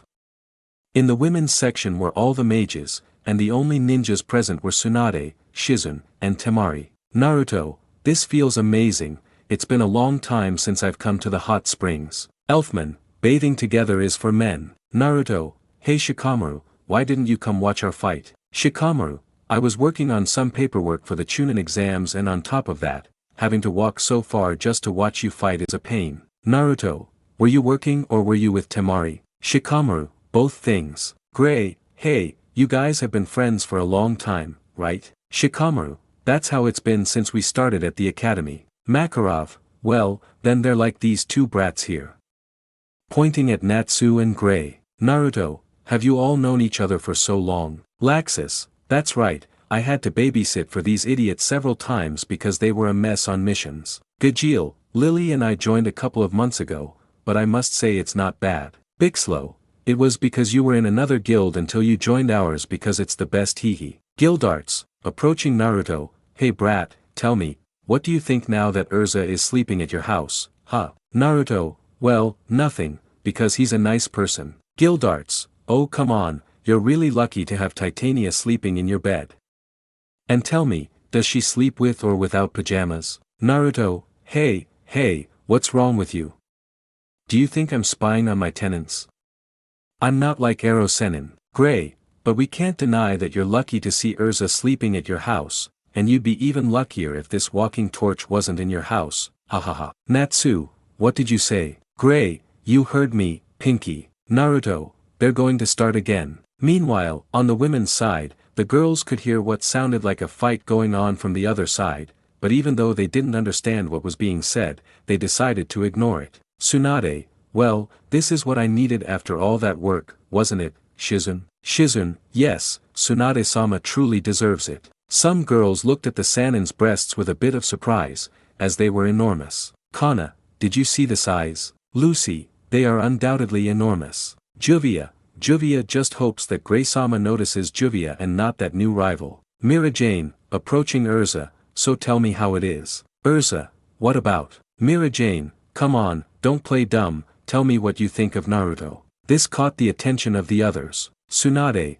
well, you're enjoying Naruto. ERZA, of course not, why do they think that? Lee Sana, well, because he helped you walk to the village when you were injured, he invited you to eat ramen, and you're sleeping at his house. ERZA, of course not, nothing's wrong, besides, anyone would do that. Tsunade, actually, not just anyone would do that.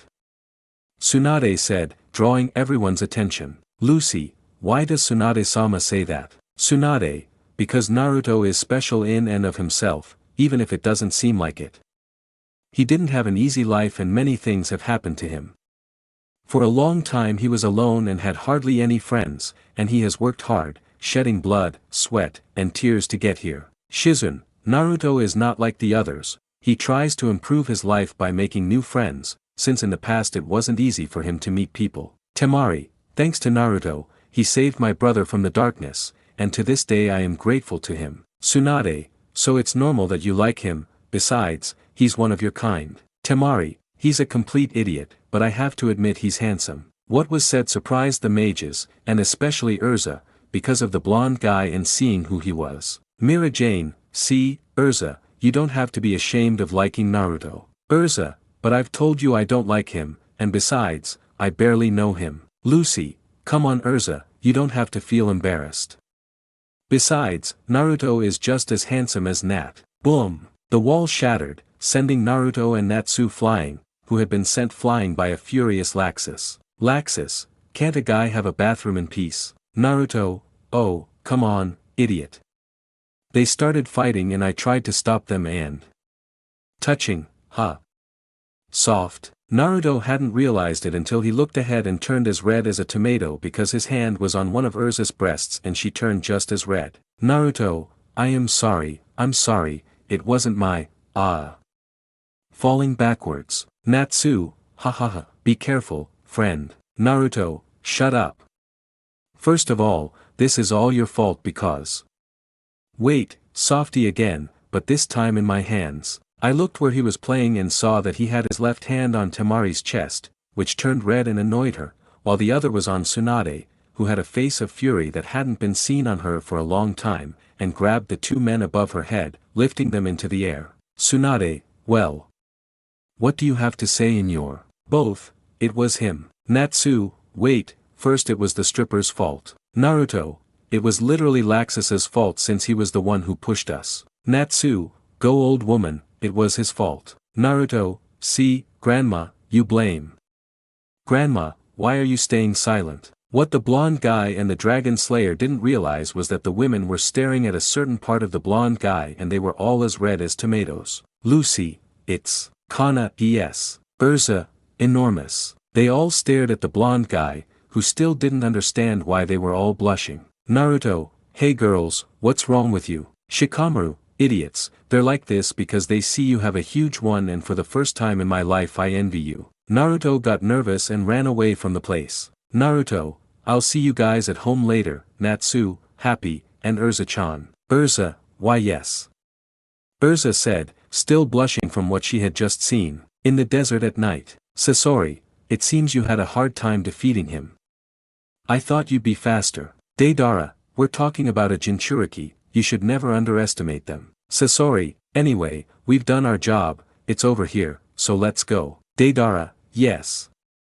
The blonde said as a large clay animal carried an unconscious Gaara. End of chapter. Chapter 7, Rescuing the Kazekage. Before that, I'd like you to go and see my other new story that I'm writing and see what you think.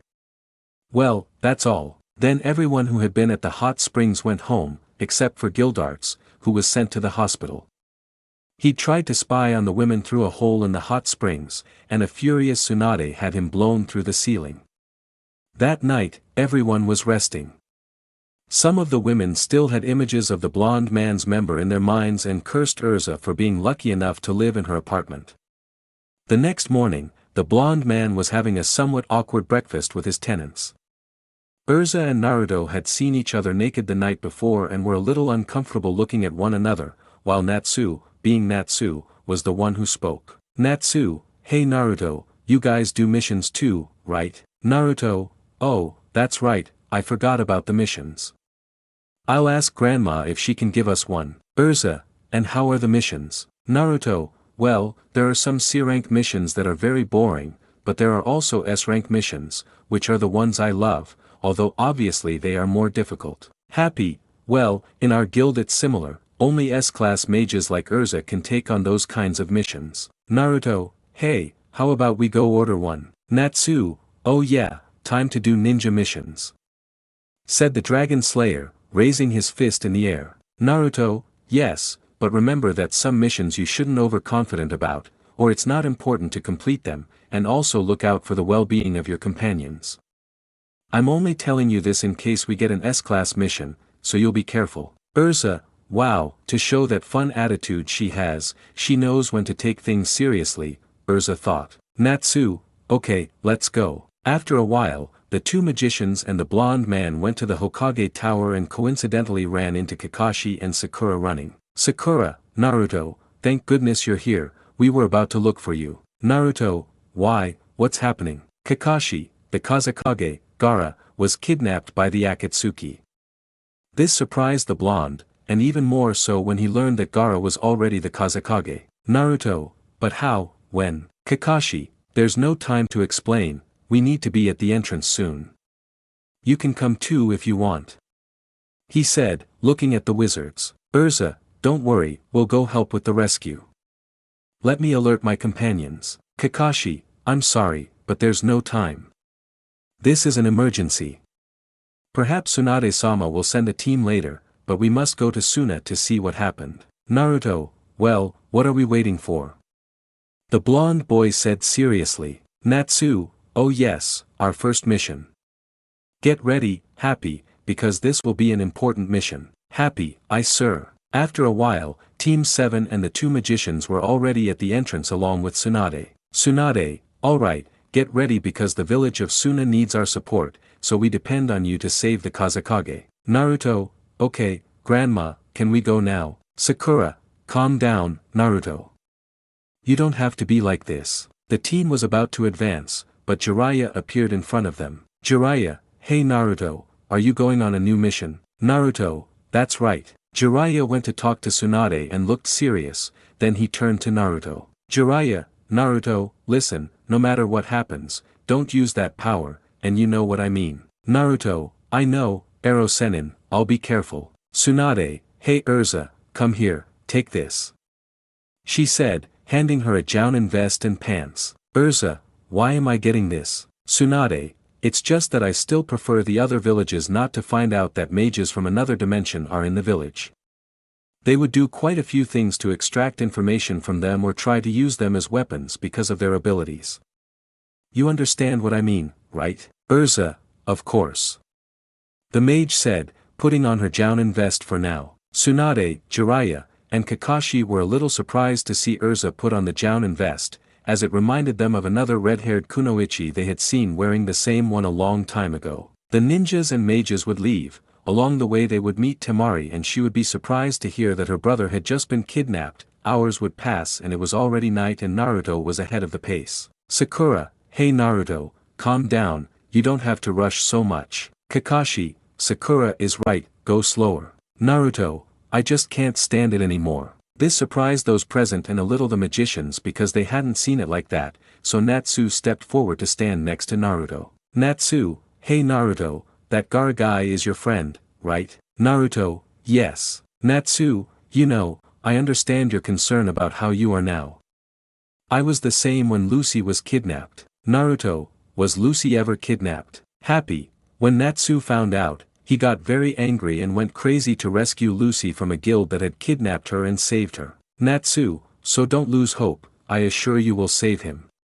The Dragon Slayer said to his blonde friend, who smiled slightly but was still worried, since this kidnapping wasn't just any kidnapping, and he preferred not to tell his new mage friends yet that he was a Jinchuriki because he wasn't sure how they would react. The next day, they continued their journey, and ERZA overheard Naruto and Sakura talking about someone named Sasuke. Noticing their seriousness, she decided to ask later, not wanting to make Naruto uncomfortable with questions. She was also curious about what Tsunade had told her about Naruto at the hot springs. Another day passed, and after a rest, they continued their journey. Natsu was happy because Kakashi had told him they mostly didn't use vehicles for missions. They soon reached the desert, where Temari led them. They ran through the desert for a while until they arrived at the village.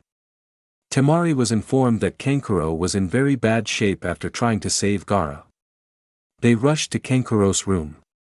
Sakura entered, but to everyone's surprise, an old woman attacked Kakashi, who was confused but was protected by Naruto, who blocked her attack. Naruto, hey, what's wrong with you, old lady? Happy, hey Natsu, they say the oldest ninjas are the strongest. Natsu, the strongest?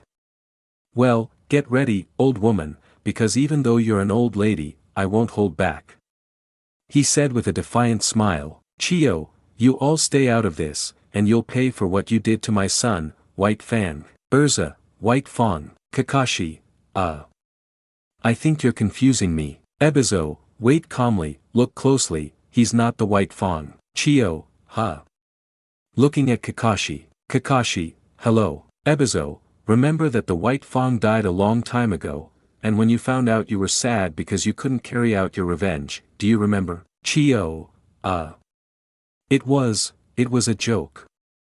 Said the old woman, who began to laugh, causing a bead of sweat to rise from those present. Kankuro began screaming in pain from the poison.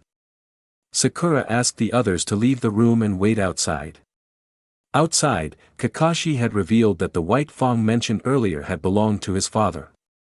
Those present remained silent until ERZA went to speak with Naruto. ERZA, hey Naruto, I wanted to ask you something. Naruto, tell me, ERZA-chan. ERZA, I wanted to know who Akatsuki are. Natsu, yeah, I was wondering the same thing. Naruto, well, Akatsuki is a criminal organization made up of some ninjas.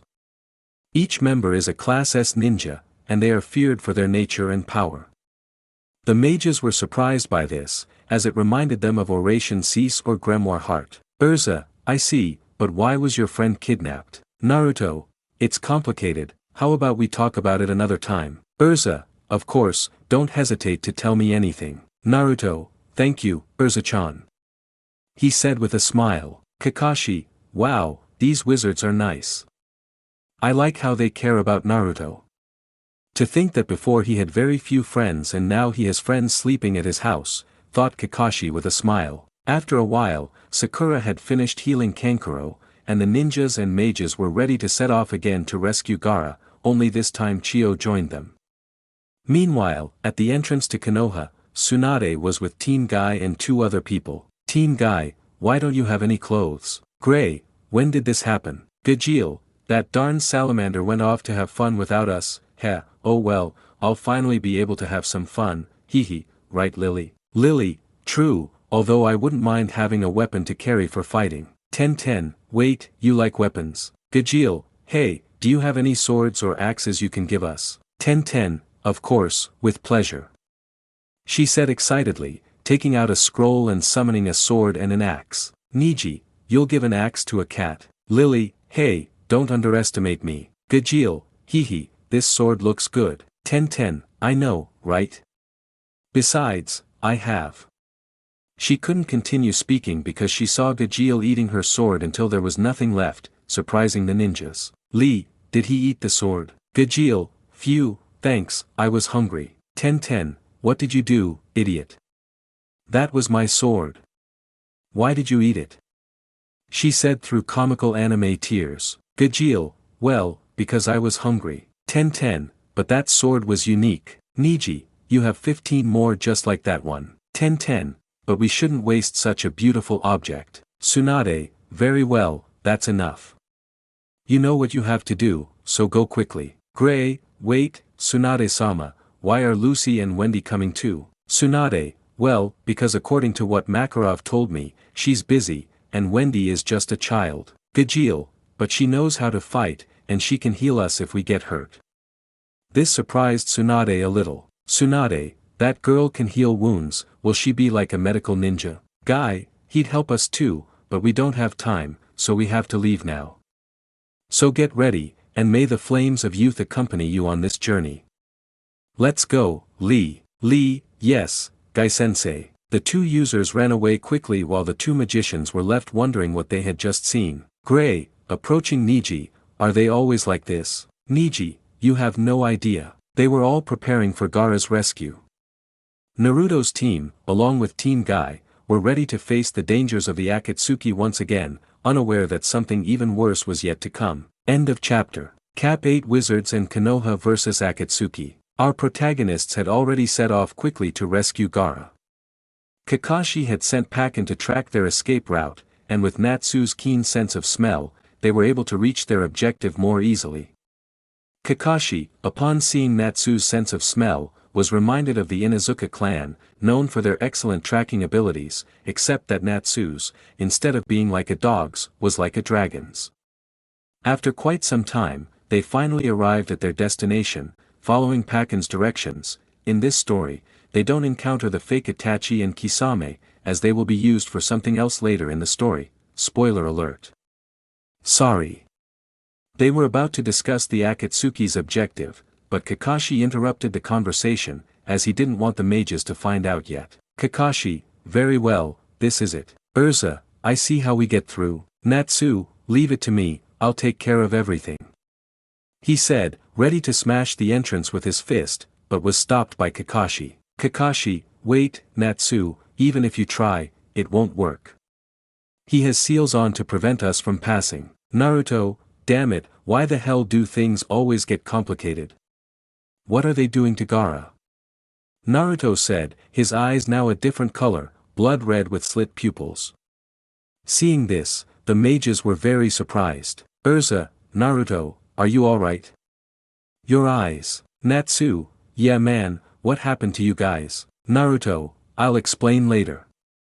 He said, his eyes returning to normal but still maintaining his angry expression. Sakura, then why don't we remove those seals? Kakashi, it's not very risky, besides, where those seals are, there could be someone protecting them. ERZA, you're right, but what other alternative do we have? Natsu, wait, this smell. Kakashi, wow, Natsu, you figured it out quickly. Voice, sorry we're late.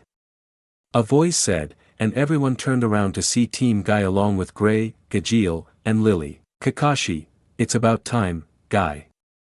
Thank goodness. Why does that cat have an axe? Lily, any problem? Kakashi, No hee. Guy, I must say that these magicians impress me quite a bit.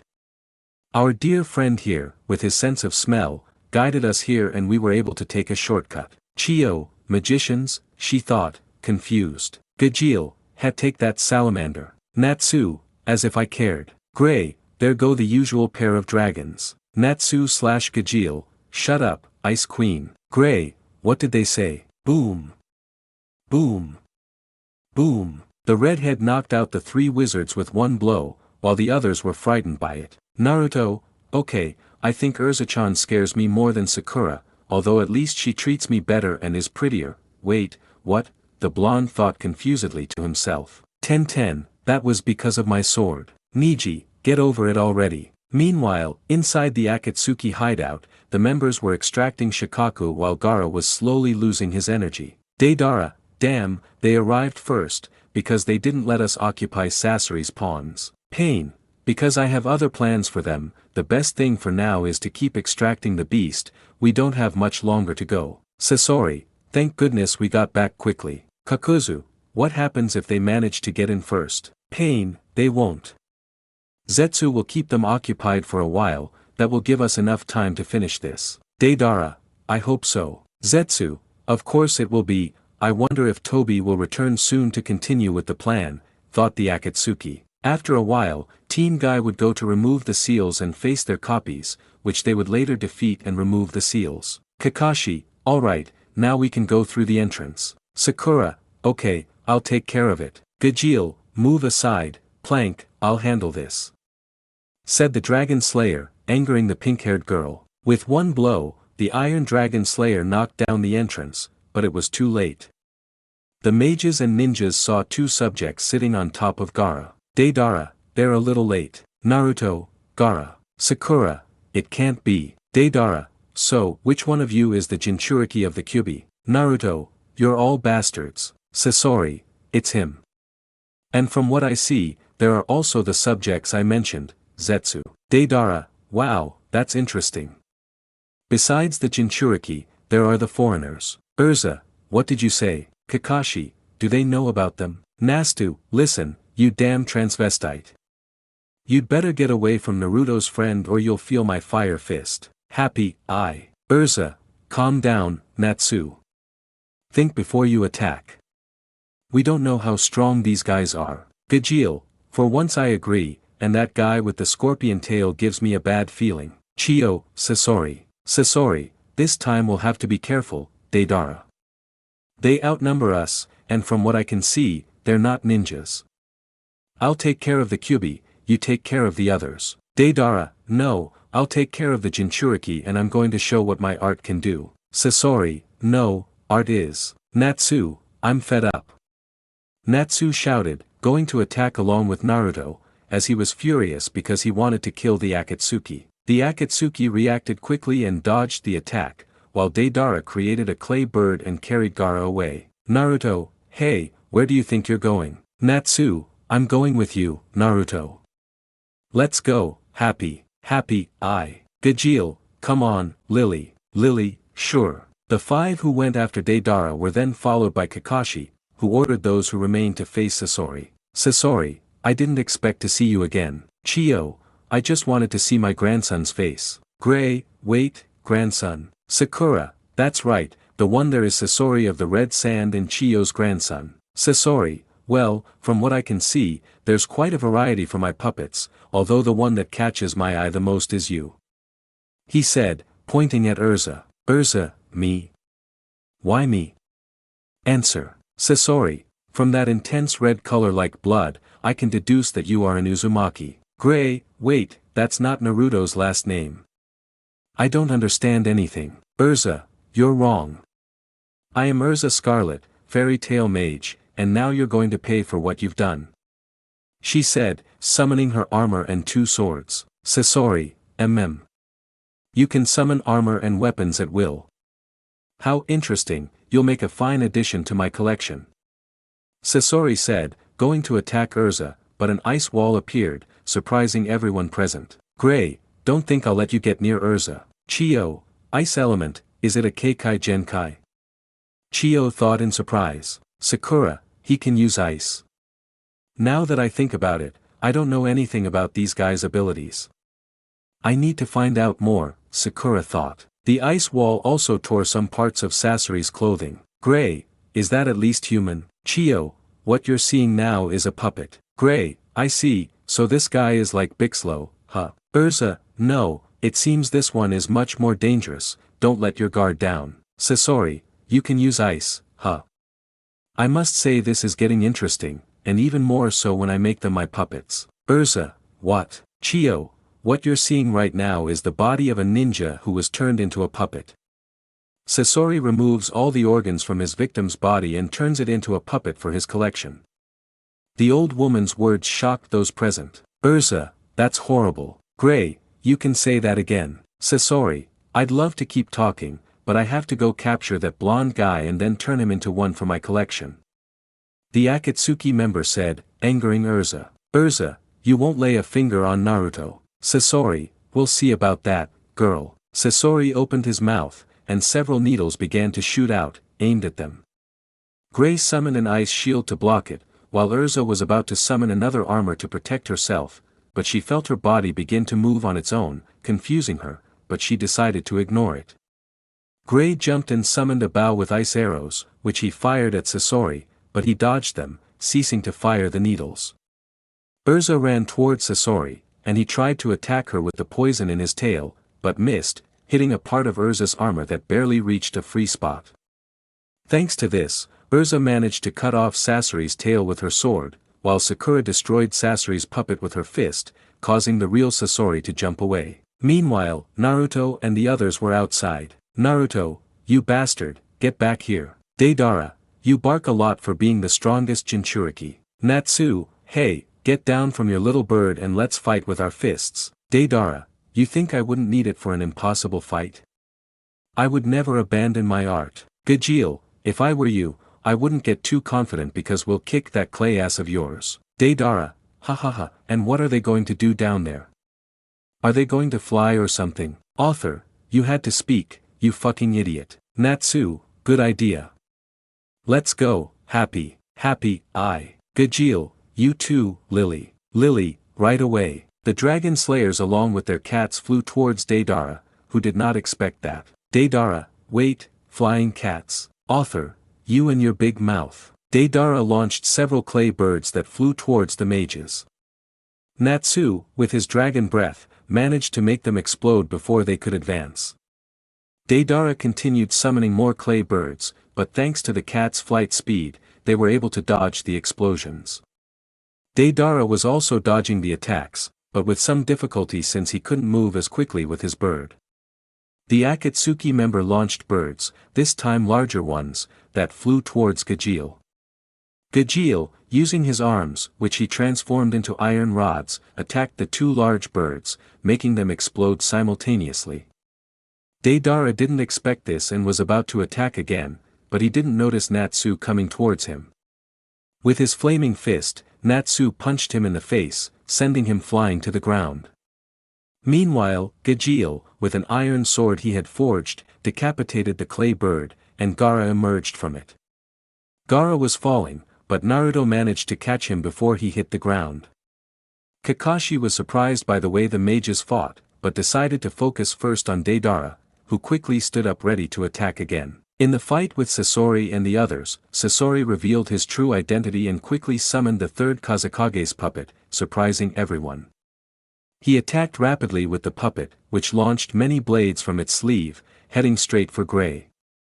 The mage covered himself with his ice shield, but the shield couldn't withstand the attack and broke through, leaving a large cut on Gray's arm, who groaned in pain. ERZA, Gray, are you okay? Gray, yes, I've had worse, but that puppet will be a problem. Sasori, oh, don't be offended that the Kazekage is my favorite in my collection, because you will be too. The puppet quickly attacked ERZA with its blades, but she managed to block with her two swords with difficulty. The thrust was too strong for the mage to withstand, and she was about to be hit, but Chiyo saved her using her chakra threads.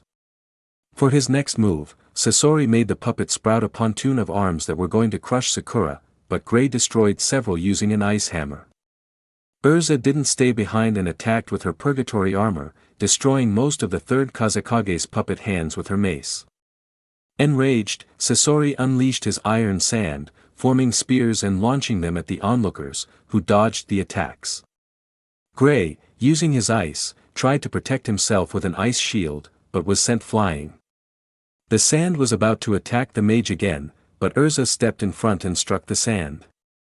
Unfortunately for her, it was ineffective, and the sand caused her to drop her hammer, pushing her against the wall. Recovering, she went to attack again, but several sand spears rained down on her.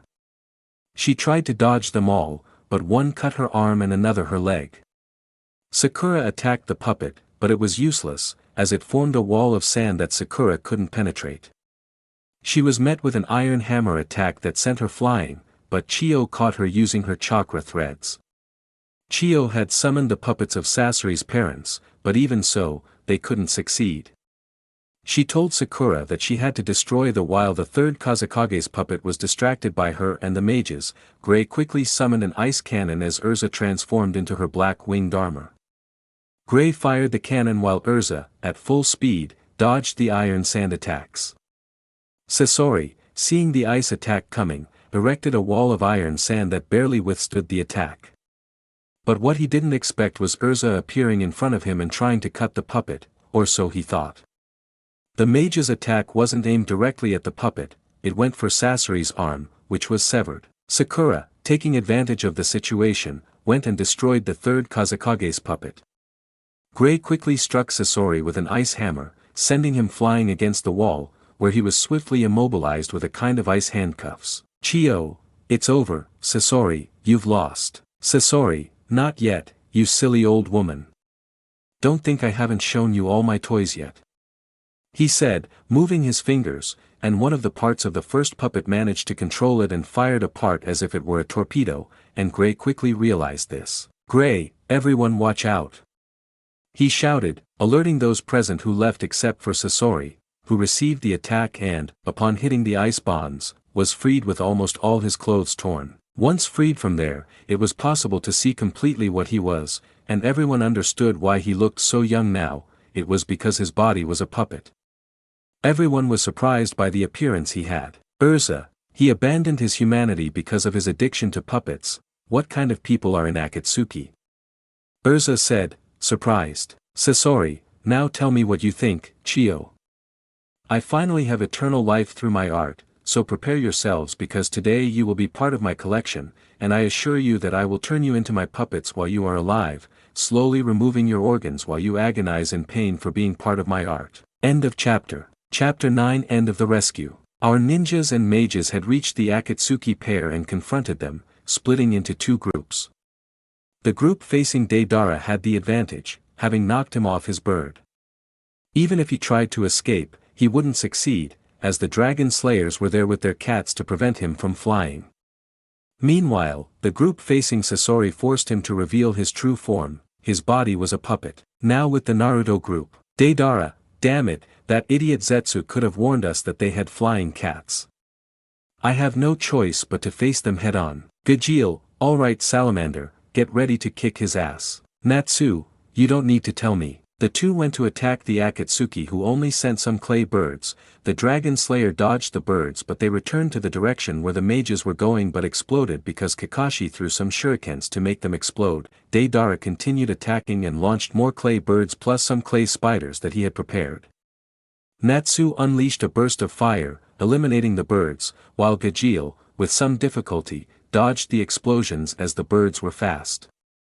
Natsu began to approach Deidara, who, seeing the distance, quickly launched his clay spiders, causing them to explode in the dragon slayer's face, injuring him slightly. Gajeel emerged from the smoke of the explosion, transforming his arm into an iron rod and striking Deidara, who couldn't dodge, slamming him against a wall. Gajeel was about to attack again, but saw that the Deidara who had attacked was only a clay clone. Clay snakes emerged from the clone and rolled down the dragon slayer's arm. He tried to retreat, but part of the explosion reached him, knocking him back several meters. Deidara emerged from a corner with an arrogant smile and began creating more clay. Meanwhile, Naruto was looking at Gaara, hoping he would wake up, but obviously, he was dead. Naruto, Gaara, Kakashi, I'm sorry, Naruto. Deidara, the same thing will happen to you, kid. You and the other Jinchuriki will die the same way as your friend. His comment about the Akatsuki made Naruto quite angry. Natsu, hey, don't even think you'll lay a finger on my new friend, so get ready because this time I'm going all out, or else. Happy, Naruto, Natsu, leave it to me. Naruto said in a somber voice, looking at the ground while holding Gaara's body. Natsu, relax, Naruto, I can handle this guy. Besides, Naruto, I said I'll take care of him. Naruto said, surprising those present with the fury in his words, but what surprised them most was seeing that a red aura began to emanate from Naruto and his hair began to stand on end, his whisker marks became more pronounced and fangs began to grow. Natsu, Naruto, in the fight against Sasori. Sasori, I suppose I underestimated you, especially you foreigners, but we'll see if you can withstand what's coming. Gray, hey, if you want, come because we're ready. Sasori took out some scrolls and 100 puppets emerged from a burst of smoke. ERZA, are there many of them? Were those the victims they turned into puppets? Gray, that doesn't matter now. We must defeat him now if we don't want to see any more tricks from this guy. Sasori, and you think that only 4 of you can take on 100 puppets? ERZA, if that's the case, I'll have to use this. ERZA said as her body began to glow, changing her armor. Gray, I think I know what you'll do, ERZA. ERZA, heavens will armor. Sakura, hey, but what good will changing armor do? There are 100 puppets. Gray, they may outnumber us, but ERZA, with that armor, can summon over 200 swords to attack. This surprised the ninjas. Chio, what? What kind of ninjas are you? Gray, we are not ninjas, we are. ERZA, Gray, oh, sorry. Sakura, stop wasting time, here it comes. The puppets attacked the Konoha ninja. A group of puppets began firing needles at Gray, who protected himself with an ice shield. Sakura took advantage of this and destroyed a group of puppets with her fists, while ERZA summoned several swords that attacked many puppets. Only a few were able to defend themselves, while others were cut in half or decapitated. Chio also summoned 10 puppets that attacked another group, easily defeating them. Sasori was becoming enraged, so he launched several spears of iron sand, remnants of his third Kazekage puppet, which rained down on those present, damaging both the people and several of Sasori's puppets. ERZA dodged the iron spears, but one pierced her arm, leaving a deep gash, while others struck her legs, shattering her armor. Gray, fortunately, managed to create an ice shield and rushed to ERZA's aid, but one of Sasori's remaining puppets attacked him from behind, slashing his shoulder with a blade and continuing to cut his back, severely injuring him. Chio and Sakura were also injured, but Sakura fared the least thanks to her medical ninjutsu. One of Sasori's puppets attacked her with a blade, which she dodged, destroying the puppet with her fist and burying it in the ground. She didn't expect Sasori to appear with a sword, nearly stabbing her, but someone stepped in front of her to take the blow. It was ERZA, who stepped forward to protect her, knowing that even though she didn't particularly like him, he was still a comrade. Sasori, how foolish to sacrifice yourself for a mere ninja. Gray, ERZA, it doesn't matter, I still won't allow you to harm our comrades from the village. She said with difficulty, as she had been pierced through the stomach. Sasori, and look at that, your decision will only soon lead you to. He couldn't finish because Sasori received a blow from Sakura, shattering him into several pieces. Sakura, phew, it's finally over. Chio, Sasori. ERZA had collapsed to the ground from blood loss and her injuries. Gray rushed to her aid despite being badly hurt himself. Sakura was also going to help, but she didn't expect Sasori's body to regenerate and attack Sakura, who was unable to defend herself and took the blow, knocking her back several meters. Gray also tried to attack, but it was useless, as Sasori kneed him in the stomach and then launched several needles, inflicting multiple cuts across his body and knocking him unconscious. Sakura was struggling to her feet, as despite possessing medical ninjutsu, Sasori's attacks had been powerful. Meanwhile, Granny Chio tried to get up but couldn't. She saw Sasori slowly approaching Sakura and then used the puppets of Sasori's parents, who attacked the Akatsuki member with their swords, but he blocked them with his own swords, managing only a small push. Sasori, nice try, Grandma, but do you think you can defeat me with just 2 of my parents' puppets? Chio, who said I was trying to beat you with that? It was just a distraction. Sasori, what? The Akatsuki member asked, but he felt his heart being pierced. He looked and saw that a sword had pierced him. He looked back and to his surprise, it was ERZA who had caused it. Sasori, that can't be.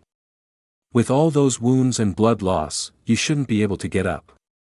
Sasori said, spitting blood. ERZA, I already told you, you won't hurt my comrades. ERZA said with difficulty. Sasori, wow, you have a strong will, I must say you surprise me, ERZA Scarlet. ERZA, you surprised me a lot too, Sasori. You're one of the strongest people I've ever faced. From there, the rest of the story unfolded, with Sasori telling them where to meet with the spy he had working for Orochimaru.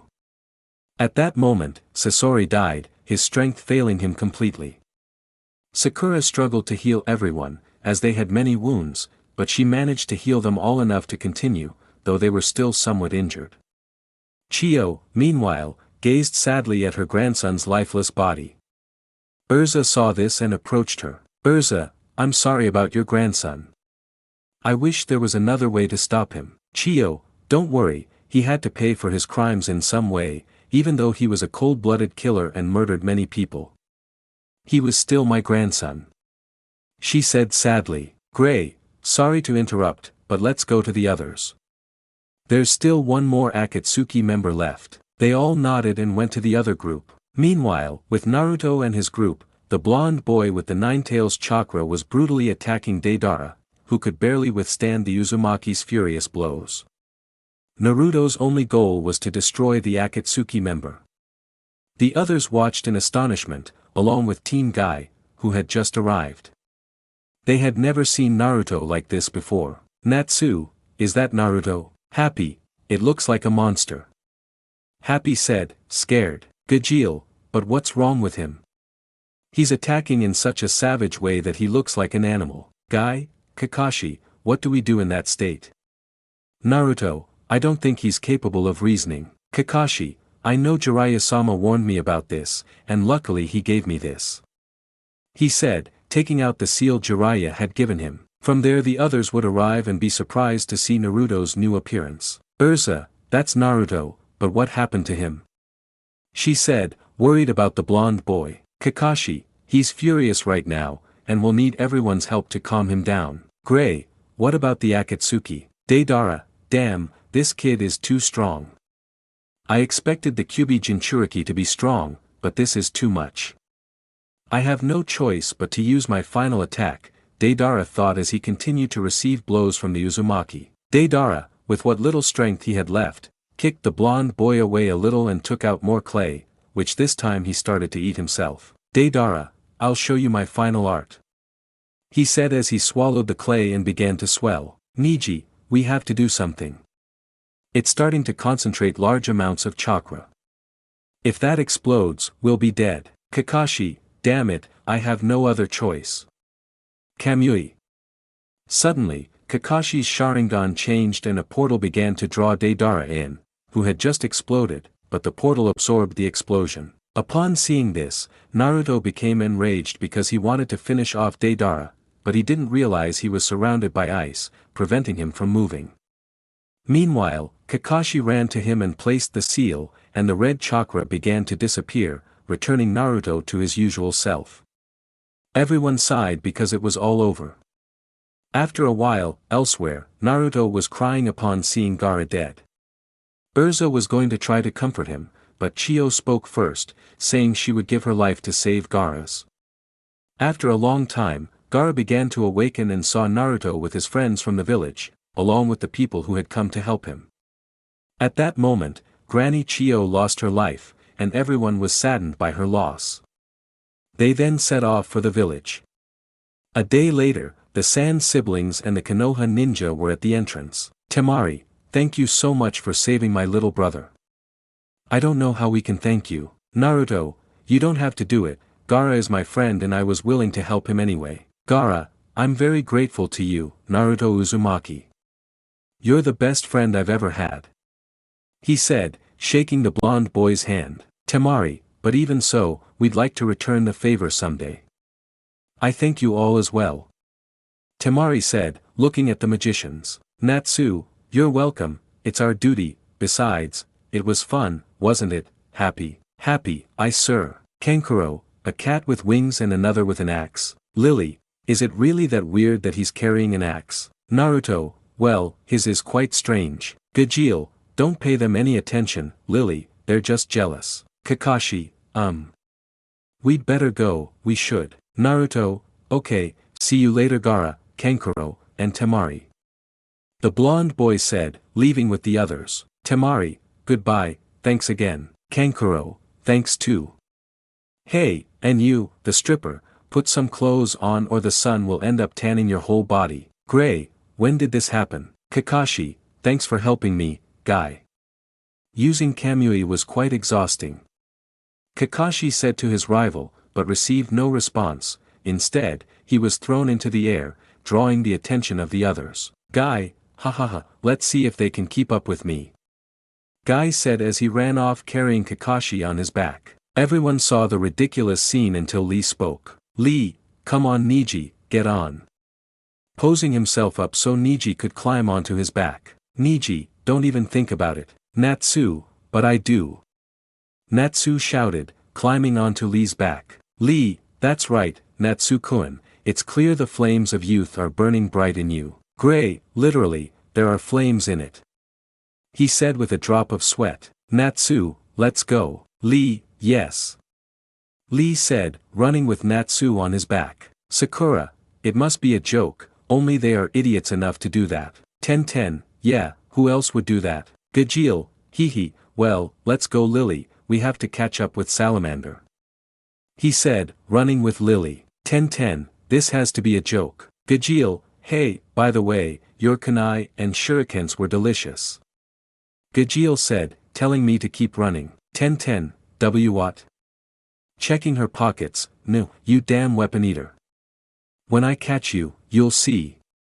She said, running after Gajeel. Naruto, you know what? I think I'll join in this time too. Gray, I won't let Flame Brain beat me at this.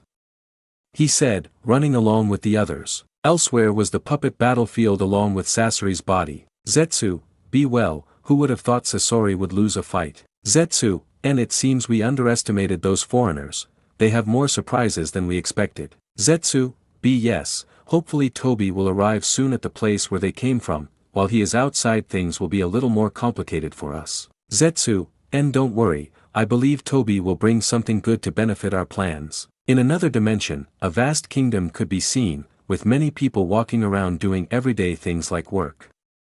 A middle-aged man was calmly eating a hamburger when a kind of spiral began to form in front of him, frightening him. From it emerged a hooded man wearing an orange mask. Toby, excuse me, could you tell me where I am? The Akatsuki member said to the frightened man. Sir, I am located in the Alvarez Empire, sir, the man said, frightened. Toby, thank you.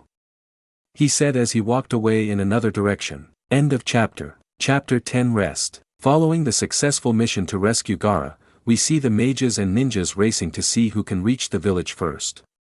Meanwhile, the two gatekeepers at the entrance are busy with their usual boring job. Kotetsu, you know, I think those people who brought Naruto and Jiraiya-sama will make things in the village a little more interesting. Izumo, because you say so. Kotetsu, look over there. He said, pointing the way. His companion was watching and, strangely enough, saw a large cloud of smoke approaching. Izumo, and that's waiting for it, said the Jounin when he saw some people running towards the entrance. Guy, yes, come on Lee, show me your flames of youth.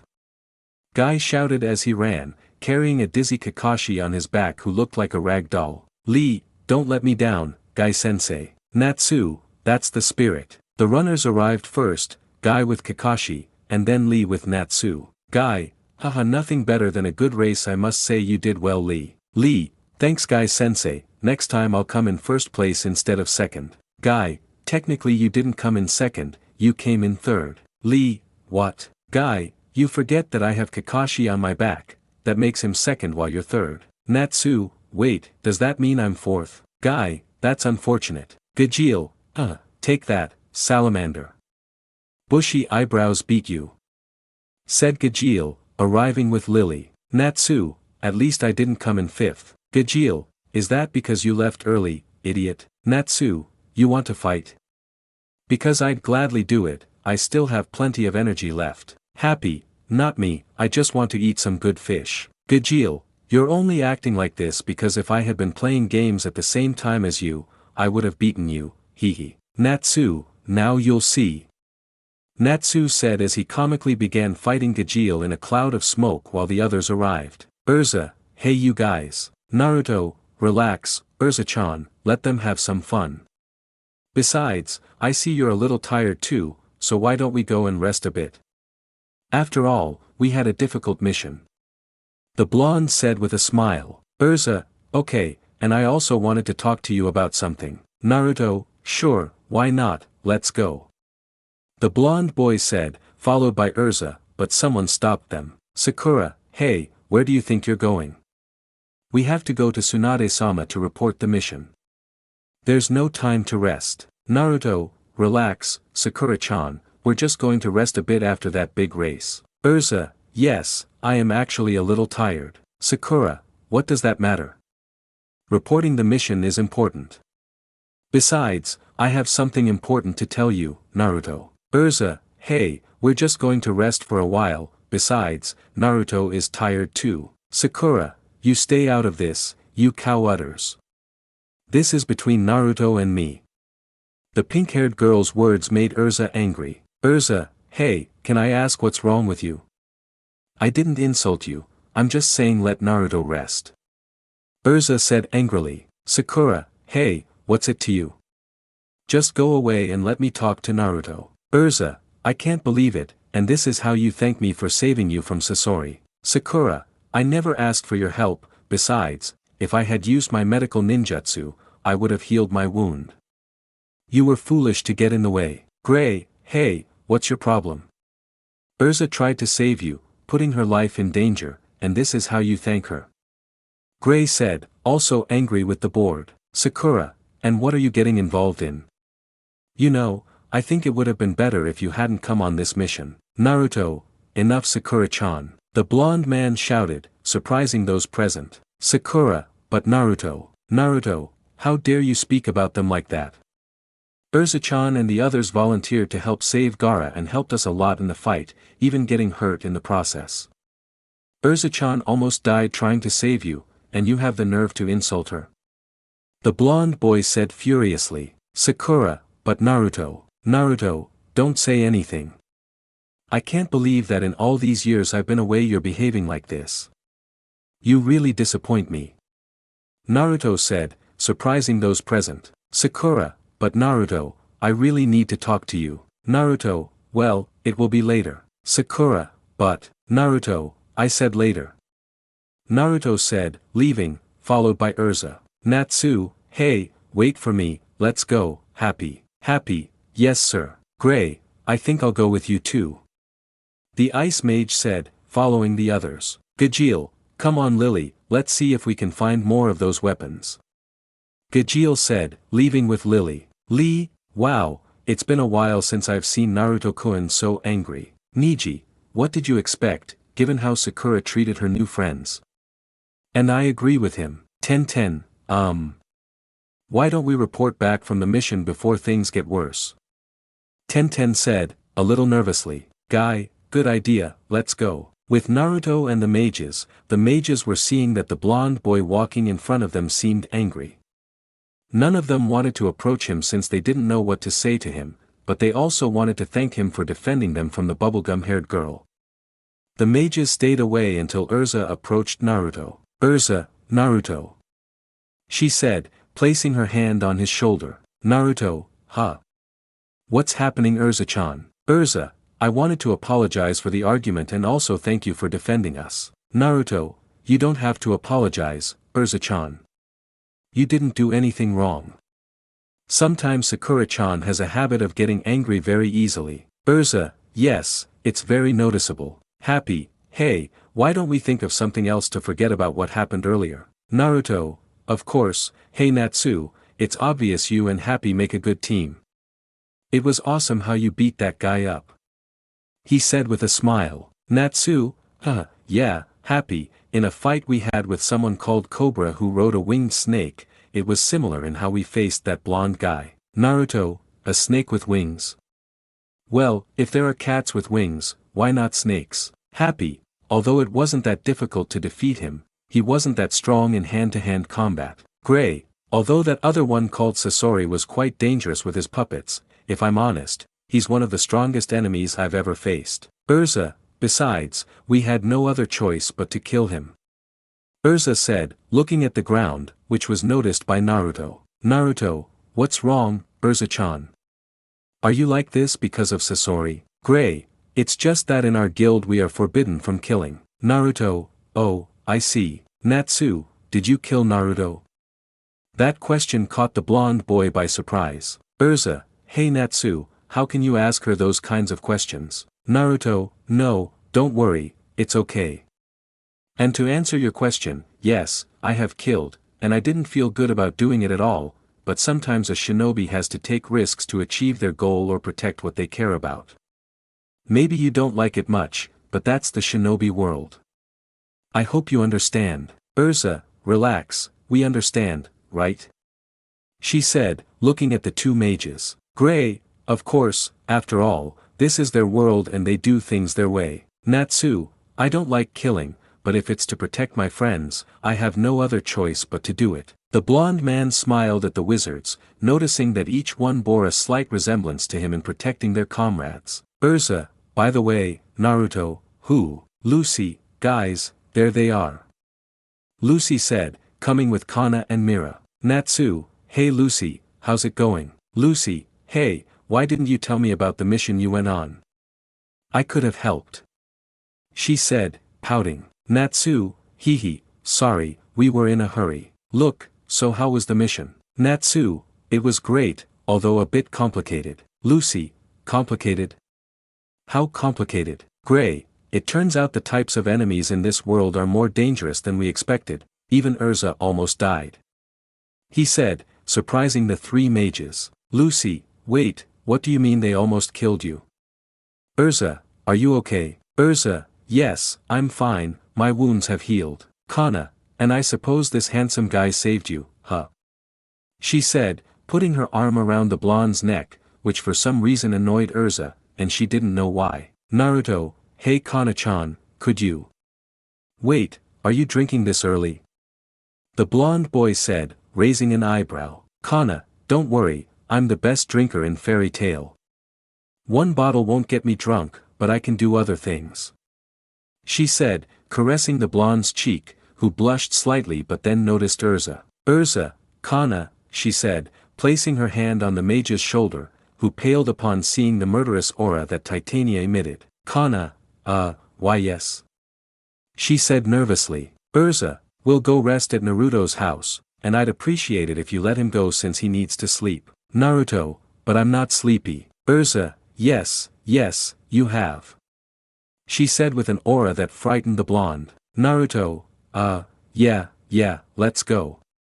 Sorry, Kana-chan, but we're leaving now. Kana, pouting, are you going to leave without giving me a little kiss? Naruto, yeah. Kana, ha, I was just kidding, although I still would have liked that kiss. She said in a flirty way. Look, Kana-chan, why don't we go shopping instead? Lucy, I'll go with the boys, you guys just go ahead. Juvia also wants to go. Said the water mage appearing out of nowhere. Naruto, but when? You know what? It doesn't matter, I just want to get home and rest. Let's go. Naruto said, and then he saw Ino walk by to say hello. Ino, hi Naruto, hi handsome. Naruto, hello Ino. Gray, hello. Ino, hey Gray, you wouldn't mind if later.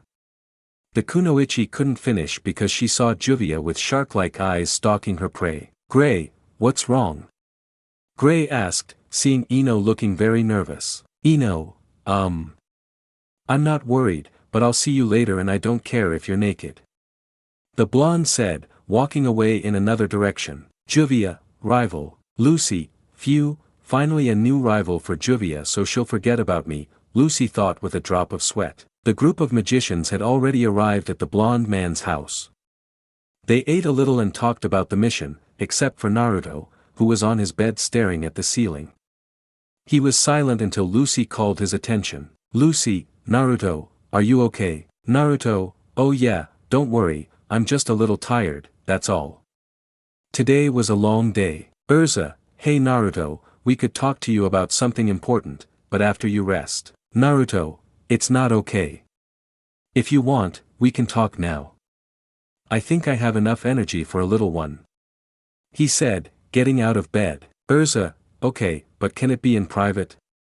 She said, drawing the attention of the mages. Naruto, sure, if you want, we can go outside for a bit. He said, opening the door, and she just nodded, and they both went outside. Gray, hey, why do you think ERZA took Naruto aside to talk privately? Natsu, no idea. Happy, he likes it. Outside. Naruto, okay ERZA-chan, what did you want to talk about? ERZA, well, during the mission we had to save Gaara, I heard that you and Sakura mentioned a certain person a lot, and that's why I wanted to ask you. Naruto, ask me what? ERZA, who is Sasuke? The question caught the blonde boy by surprise, and ERZA noticed. Naruto, well, ERZA, if you don't want to tell me, that's fine.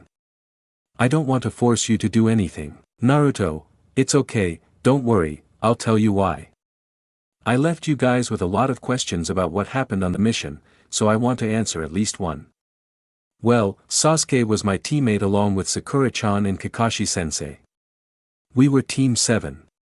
Sasuke and I didn't get along very well at first, since, so to speak, he's my rival. It's like with Natsu and Gray, only this didn't end very well. ERZA, why? What happened? Naruto, well, a while ago, Sasuke's entire clan was killed in a single night, except for him. The blonde boy said to the redhead, surprised. ERZA, I see how it happened. Naruto, well, the one responsible for all the deaths in the Uchiha clan was one of its members, and now he's part of the Akatsuki. His name is Itachi Uchiha, Sasuke's older brother. The blonde boy said, greatly surprised to the mage. ERZA, but how? Why did he do it if he was his brother? Naruto, I don't know why he did it either. Anyway, the thing is, Sasuke has trained his whole life to avenge his clan. One day, his brother returned to the village and was defeated. That made Sasuke fall further into darkness, and he left the village to gain the power to defeat his brother. We were a rescue group, but some sound ninja complicated things for us, and we had to split up. That's where I found Sasuke. I tried to convince him to return to the village because I promised Sakura-chan that I would bring him back. I had to use force, I had to fight him to make him see reason and return to the village, but he ended up defeating me. He almost killed me, but he let me live and ended up going with a guy named Orochimaru. And to this day, I'm still trying to find a way to bring him back to fulfill my promise to Sakura-chan.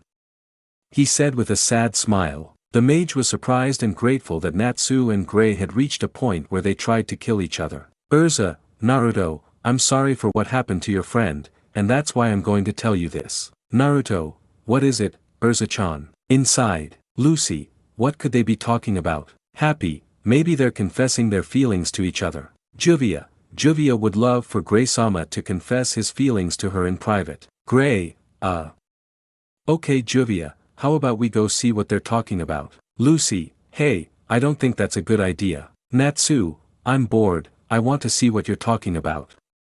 The Dragon Slayer said as he was about to leave, but the door opened and Naruto and ERZA entered. Happy, have they confessed their feelings yet?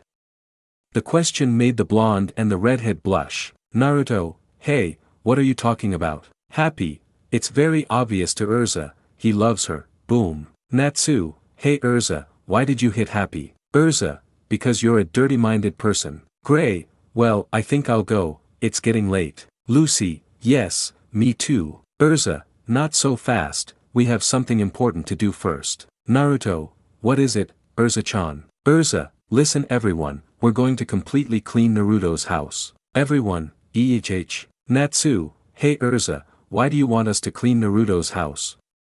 I think it's fine. ERZA, no, it isn't, and that's why we'll clean it as a thank you for Naruto trusting us to stay and letting me, Natsu, and Happy stay here. That's why we're doing it.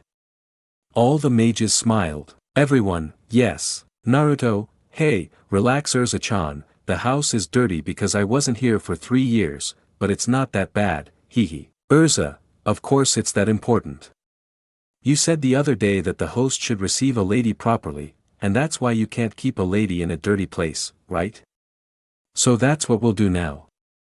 She said, smiling. Naruto, hahaha, you're right ERZA-chan, it's late, why don't we do it tomorrow? ERZA, I said now.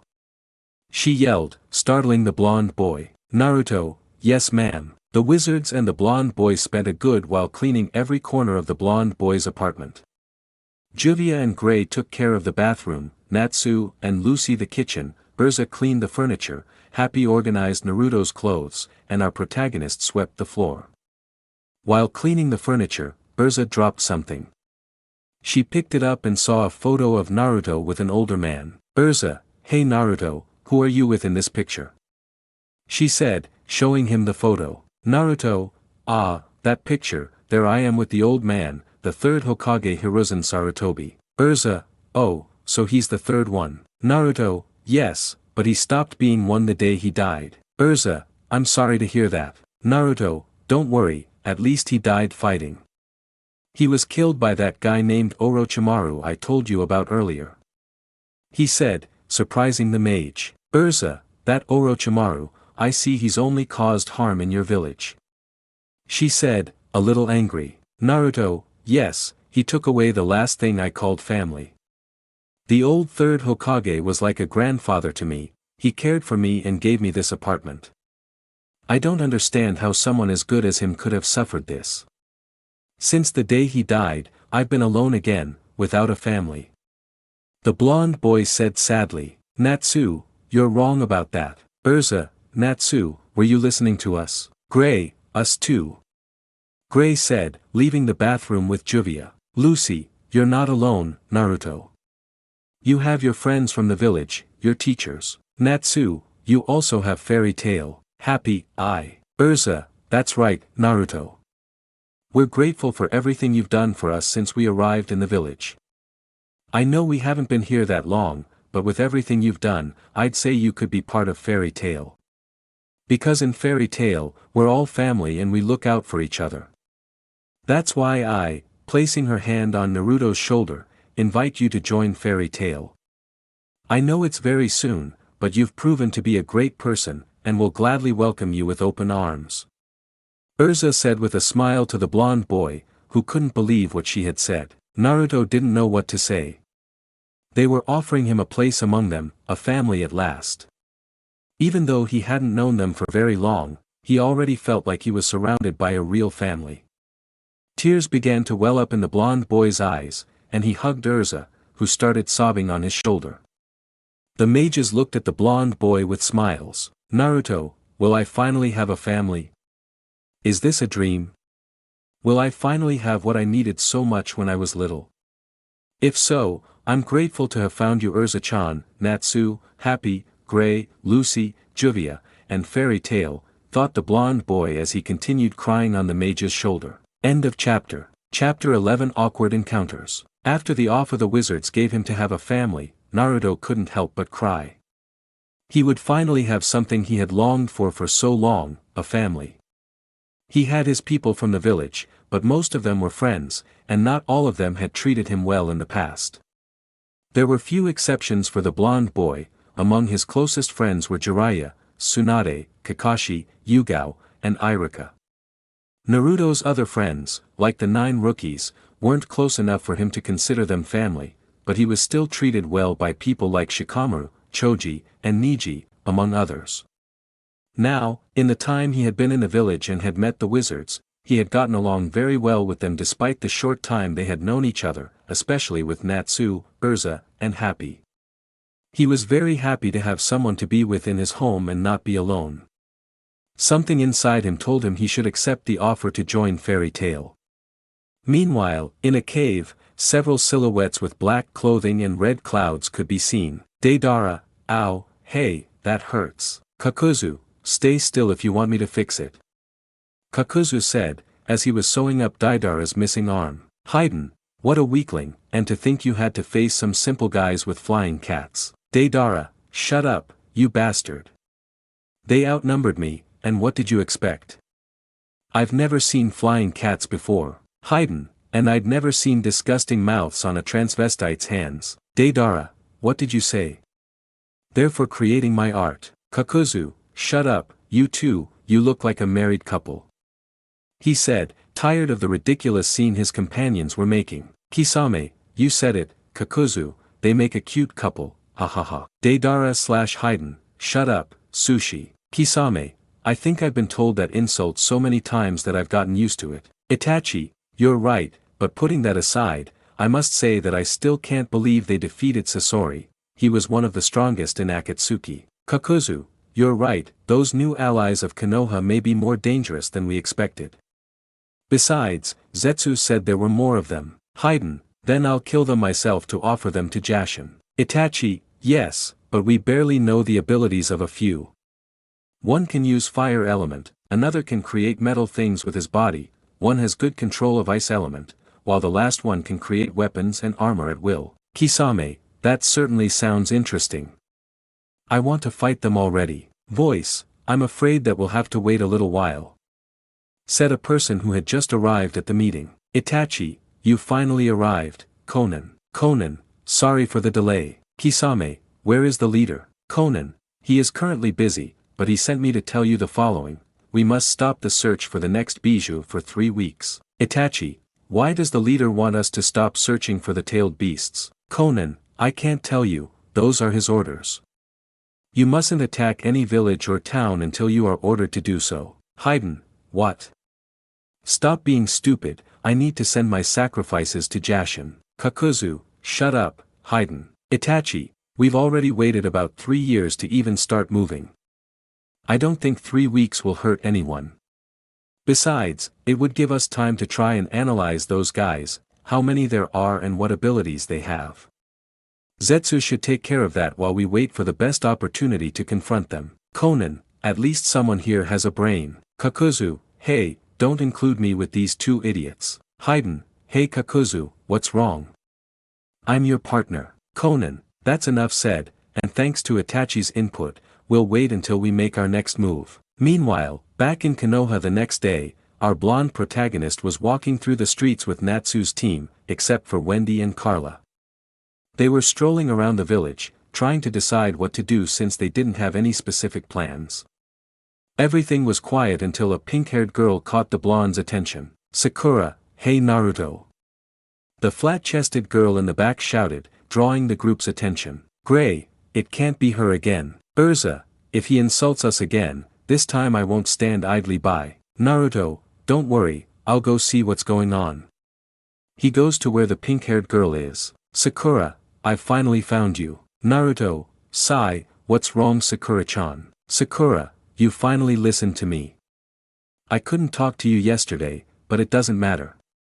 The thing is, I wanted to talk to you about Naruto, from the part, the place and the day when Sasori told you that he would meet one of his spies with Orochimaru there. Yes, I know. Sakura, wait, but how did you know? Naruto, ERZA-chan told me yesterday.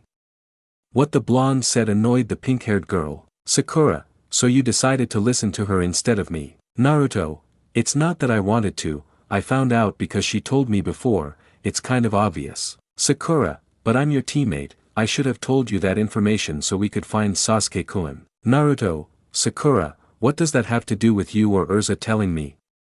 The important thing is that we have to go that day to see what happens, and enough with you always wanting to talk to me about Sasuke, understand, Sakura?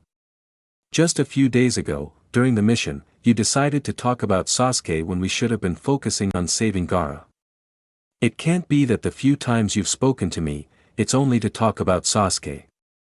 You haven't even asked me how I've been since I arrived in the village, so I'm going to tell you that if you're going to tell me something, make sure it's something important, okay? The pink-haired girl was speechless at what her teammate had said to her. He had never treated her like that before. Naruto, if you have nothing else to say, I'll leave.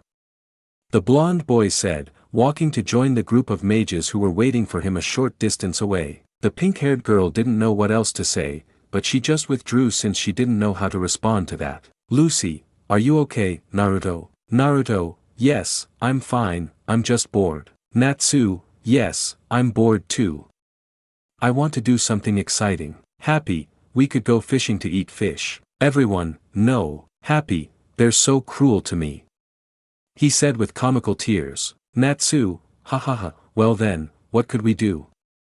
I'm really bored. Naruto, you guys are very active, huh? Lucy, the truth is, yes, hee, we always did a lot of missions in our world. Happy, hey, by the way, has the master found a way to return to our world? Gray, well, according to the master, the Hokage hasn't found anything yet, since dimensional travel isn't so easy to do, so we'll have to wait. Upon hearing this, Naruto became a little nervous, thinking about the day they would leave. Since meeting them, he had interacted well with them, especially with Natsu's group, who had offered him a place in their family. The blonde continued thinking until his thoughts were interrupted when he bumped into a hooded figure with glasses. Naruto, oh, sorry. Person, it's been a long time, Naruto. I thought you'd recognize me, Naruto, huh? The blonde boy raised an eyebrow, looking at the person who just stared at him. Naruto, person, Naruto, person, Naruto, person, Naruto, person, Naruto, person, Naruto, person, Naruto, person, I'm Shino, damn it. Naruto, what? Shino. Hey, how was I supposed to recognize you with that hood you're wearing? Are you trying to hide it? Shino, don't remember people, it makes them feel bad. Gray, okay, this guy is weird. Shino, says the one who isn't wearing clothes. Gray, not again. Voice, watch out below. One figure, or rather two figures, fell on top of those present. Dog, wow, happy, Aya. A dog. Don't eat me, eat Lucy instead. Lucy, hey, Naruto, wait, Kiba. Don't tell me that's Konohamaru too. The Inozuka got off and began to smell the blonde man, much to the magician's surprise. Kiba, ah, it's you, Naruto. Naruto, you really recognized me by my smell. Lucy, is Naruto another one of your friends? Naruto, that's right, he's Kiba Inozuka. ERZA, well, it's a pleasure to meet you. My name is ERZA SCARLET. She said, bowing, which caught Inozuka's attention. He blushed, made a perverted face, and approached the mage. Kiba, and tell me, are you new to the village? He said in a flirty tone. ERZA, yes. She said, raising an eyebrow. Kiba, well, it's noticeable, because lately the days have been nicer in the village. The Inozuka's comment annoyed a certain blonde boy. ERZA, thanks. I guess. Naruto, ahem. And tell me Kiba, how have your missions been going? Kiba, hey Naruto, I know you arrived at the village, but don't interrupt me when I'm flirting. I mean, talking to Nursa. ERZA, it's ERZA, by the way. Natsu, hahaha, look happy, the dog boy is trying to flirt with ERZA. Kiba, hey, what are you laughing at? Natsu, well, what else about you? Kiba, and why are you butting into our conversation? You should go somewhere else with your stupid dyed hair. Natsu, hey, it's my natural color. Kiba, well, you certainly look very manly. He said sarcastically. Natsu, you wanna fight, dog breath? Kiba, whenever you want, Rosita. Natsu, ha. I don't think you'd last 5 seconds in a fight against me, you flea-ridden sack of potatoes. Kiba, wanna bet, Pinky? Natsu, sure, why not a fight? Kiba, let's go, Akamaru. Akamaru, wow. Kiba, Suga. Kiba attacked in a tornado that Natsu simply dodged. Natsu, hee, very slow. Kiba, ah yes, then how about this, Getsuga? He said, going along with Akamaru in a tornado that Natsu easily dodged again. Lucy, why does Natsu always get into these kinds of problems? Happy, you know how Natsu is. Naruto, yeah, although I have to admit those are the things I like most about him. he said smiling, watching Natsu easily dodge Inozuka's attacks. ERZA, yes, although they should stop, maybe we should go to the Hokage to talk about the mission. Naruto, huh?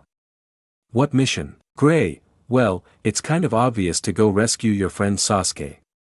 This surprised the blonde. Naruto, wait, do you guys want to go? Lucy, of course, we also need money to pay for the apartment the Hokage gave us. Gray, also, if you say that this Sasuke guy is important to you, we'll help you. Naruto, seriously? Is that true, ERZA-chan? ERZA, that's right, we'll go whether you like it or not. Naruto, scratching his head, well, hee, thanks. ERZA, of course I'll help him. From what Naruto told me, Sasuke supposedly fell slowly into darkness, and the last time they saw each other he almost killed Naruto. I saw how Jijal decayed into darkness and became evil and killed Simon. What if that Sasuke also managed to fall into darkness and tries to kill Naruto again? I won't let that happen. I won't let him hurt Naruto. The mage thought, but suddenly her thoughts were interrupted by a new voice. Voice and Naruto-kun. Everyone turned to look at a pearl-eyed girl who seemed nervous in front of Naruto, blushing. The S-class mage was annoyed by the girl's blush, though she didn't know why. Naruto, oh, hello Hinata-chan, it's been a while. Hinata, why yes, it's been a long time. Lucy, wow, it's a bit like when we first met Wendy. ERZA, excuse me, Naruto, but who is she? She said with a hint of annoyance that Lucy noticed. Naruto, oh well, she's another friend, she's Hinata Hyuga. Hinata, who is she and why is she with Naruto-kun? She thought, looking at ERZA with a serious expression. The silence between the mage and the Hyuga 9 grew awkward. They locked eyes, both with serious expressions, until a thud echoed behind them. Behind it, a weary Kiba gasped, exhausted from repeatedly attacking the Dragon Slayer, who now only had his hands behind his neck. Natsu, your movements are fast but very predictable, hee. He said with a fawn-like grin. Kiba, you damn thing, you dodged all my attacks, it's obvious you're just a coward. Natsu, ha, say whatever you want, flea-ridden one, but you're underestimating me way too much. I'd even say your dog would give me more of a fight than you. Kiba, damn Pinky. Naruto, why don't we all calm down? Besides, I have an idea, hey Natsu. Natsu, what? Naruto, what do you think about us training these next few days? That way I can help you learn how ninjas fight, hee. Natsu, oh yes, I'd love to. He said, bumping his fists together. Naruto, awesome. What do you guys think? He said, looking at the other wizards. Gray, sure, I'd also like to fight you. Lucy, sure, that sounds fun. She said with a smile. ERZA, I agree. She said with a smile. Naruto, okay then, let's go. See you later, Kiba and Hinata-chan. Shino, besides not recognizing me, have you forgotten that I'm still here? Naruto, oh, sorry Shino. Well, see you later. Natsu, alright, see you later, dog boy. Team 8 watched as Naruto's new friends left along with the wizards. Kiba, what the hell do those new friends of Naruto think they are? Shino, they seemed nice to me. Kiba, yeah, although I don't know how that cutie can be with that idiot Naruto, what do you think, Hinata? Hinata continued to stare with a serious expression at the S-class mage. Kiba, hey Hinata, are you listening to me? Hinata, oh, I'm sorry Kiba-kun, I was just distracted. Kiba, anyway, we need to go see Kurenai-sensei now. Hinata, I don't know who she is, but I don't like how close she is to Naruto-kun.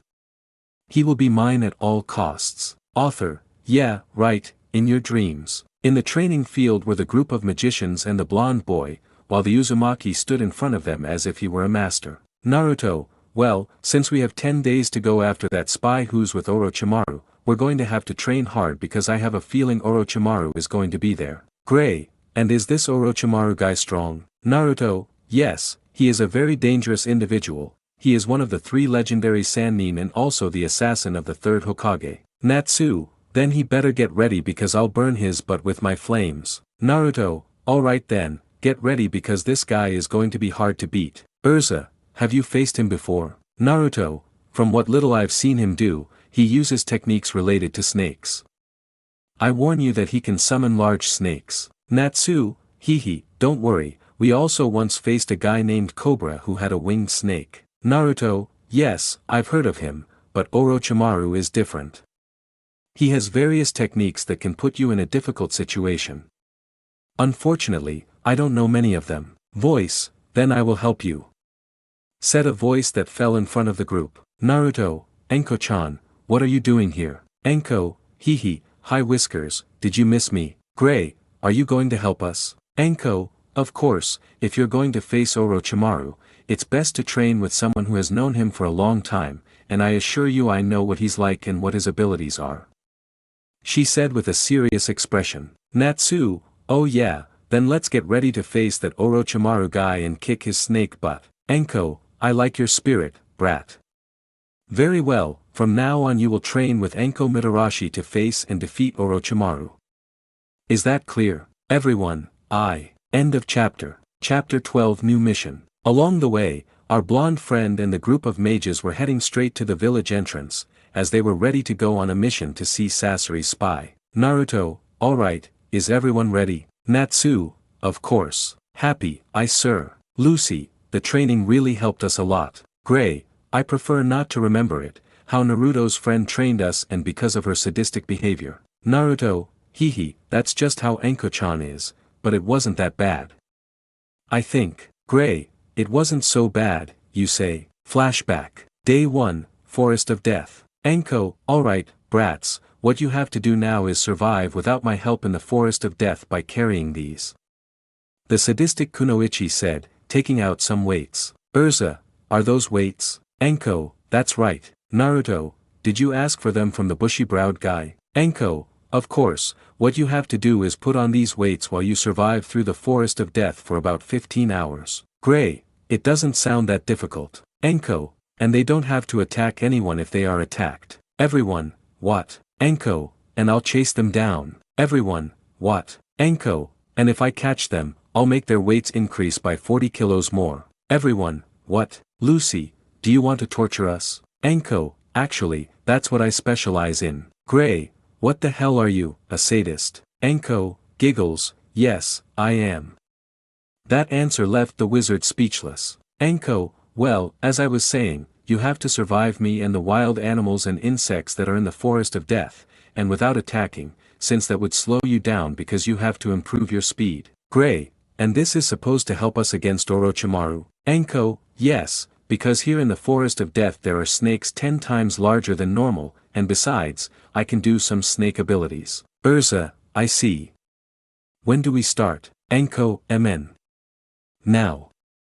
Upon hearing this, everyone ran into the forest until the Kunoichi called our blonde friend. Enko, hey, Whiskers. Naruto, what's wrong, Enko-chan? Enko, I just wanted to warn you that if I catch you, your punishment will be different, in fact, it will be more like a, somewhat different punishment, you know.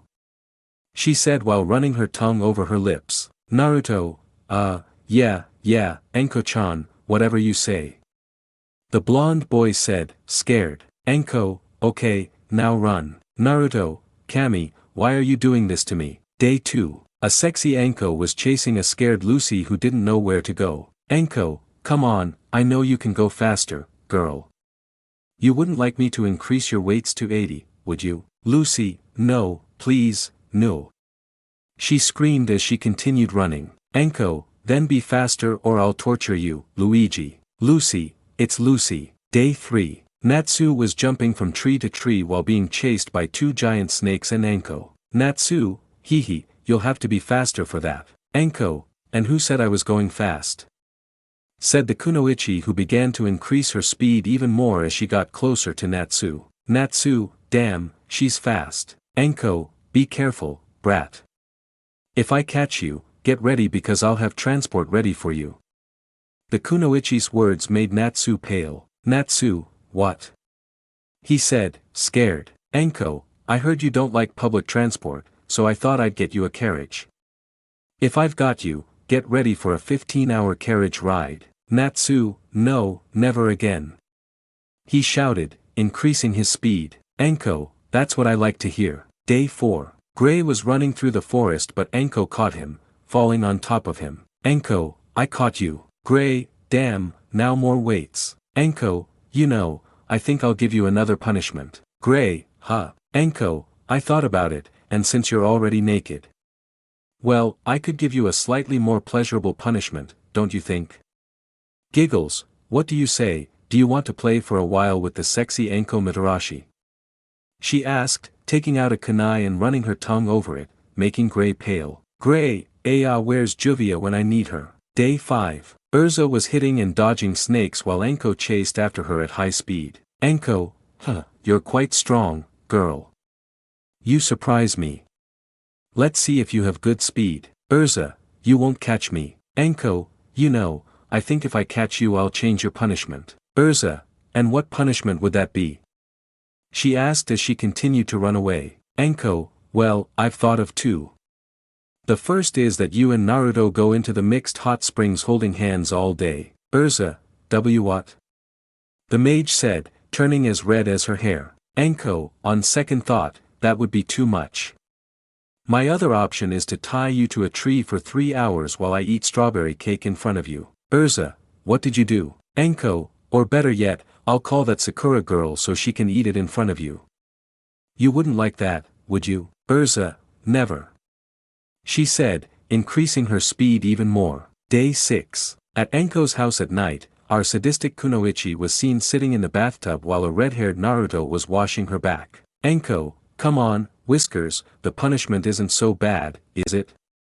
I mean, here's Enko Mitarashi naked while you wash her back, you should be grateful for the punishment. Naruto, Enko, relax. Besides, I know you like that ERZA girl, and I have to admit she's quite pretty. The comment made the blonde boy blush even more. Naruto, I don't like ERZA-chan. Enko, whatever you say little fox. Naruto, why is this happening to me? Enko, very good, that's enough for my back. Now I want you to wash my front. Naruto, Day 7. Naruto and the mages were in the forest of death fighting snakes and Enko clones that appeared from all sides, using snake techniques. The only thing they could use that day was taijutsu. Day 8, last training. Now the blonde boy and the magicians were seriously going after the snake Kunoichi, who was also putting up a tough fight, but in the end it ended in defeat for Enko, who was outnumbered. End of flashback. ERZA, well, at least he didn't catch me like he did you guys. And by the way, Naruto, what punishment did he give you? Virgo, did someone say punishment? Naruto, and who is this? Lucy, Virgo, don't just appear out of nowhere like that, sorry, it's just that Virgo is one of my celestial spirits Naruto, Okay, ERZA, you didn't answer my question, Naruto. The blonde man began to sweat, if he told ERZA that he had been washing the naked body of the sadistic Kunoichi, who knew what ERZA would do to him. Naruto, Well she forced me to. ERZA, did he force you to? Naruto, he forced me to. Happy, eating rotten fish? Naruto, no. ERZA, so what? Naruto, look, we've arrived at the entrance, they're waiting for us said the blonde boy, quickening his pace. Yamato, hello, I am Captain Yamato and I will be in charge of this mission. Naruto, nice to meet you, but where's Kakashi-sensei? Sakura, Kakashi-sensei had another mission given to him by Tsunade-sama, so Captain Yamato will be in charge. Naruto, and who's that boy over there? The blonde boy said, pointing to a pale boy with short hair and a smile. Sai, hello, my name is Sai.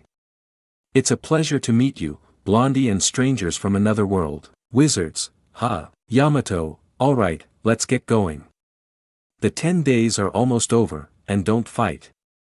Making a terrifying face, understood? The captain's expression frightened everyone. Everyone, yes sir. Yamato, perfect, then let's go.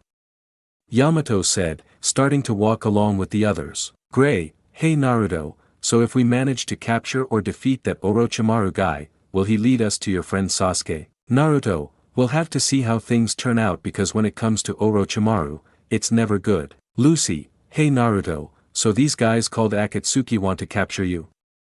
The blonde's question made the atmosphere awkward until the blonde boy answered. Naruto, they tried to come after me 3 years ago too, but luckily the Arrow Sennin was there to save me.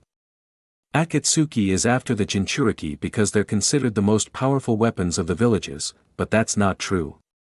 We're people who became Jinchuriki against our will, and now Akatsuki is going after us one by one until all 9 bijou have been captured and their hosts killed. The blonde boy said, leaving the room silent. The mages were worried about him since the most dangerous organization had him as their target. The blonde boy was looking down when he felt a hand on his shoulder. He looked and saw that it was Natsu, who was giving him a smile. Natsu, if those guys want to come after you, then we'll kick their butts. Even if they come 1,000 more times, we'll defeat them 1,000 more times. I won't let any of my friends get hurt or be used as weapons, so don't worry, because I assure you we'll finish them off soon. The Dragon Slayer's words surprised the blonde and made the mages smile, since they knew what Natsu was like when it came to defending his friends. Naruto, thanks, Natsu, really. The blonde boy said with a smile. The ninjas and mages walked through the day and noticed a boy named Sai, whose behavior was rather odd. At one point, they were discussing Sasuke until Captain Yamato drew everyone's attention by creating a wooden wall. The mages were surprised because Lucy had told them that the day she and Levi went to the bookstore, they had researched the ninja world and some of its history, including the history of the Kage, the first, second, and third. There wasn't much information about the fourth, so she decided not to investigate further.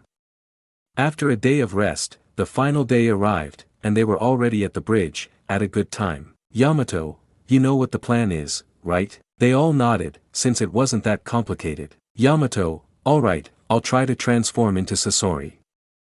Tell me if the copy I'm going to make is okay.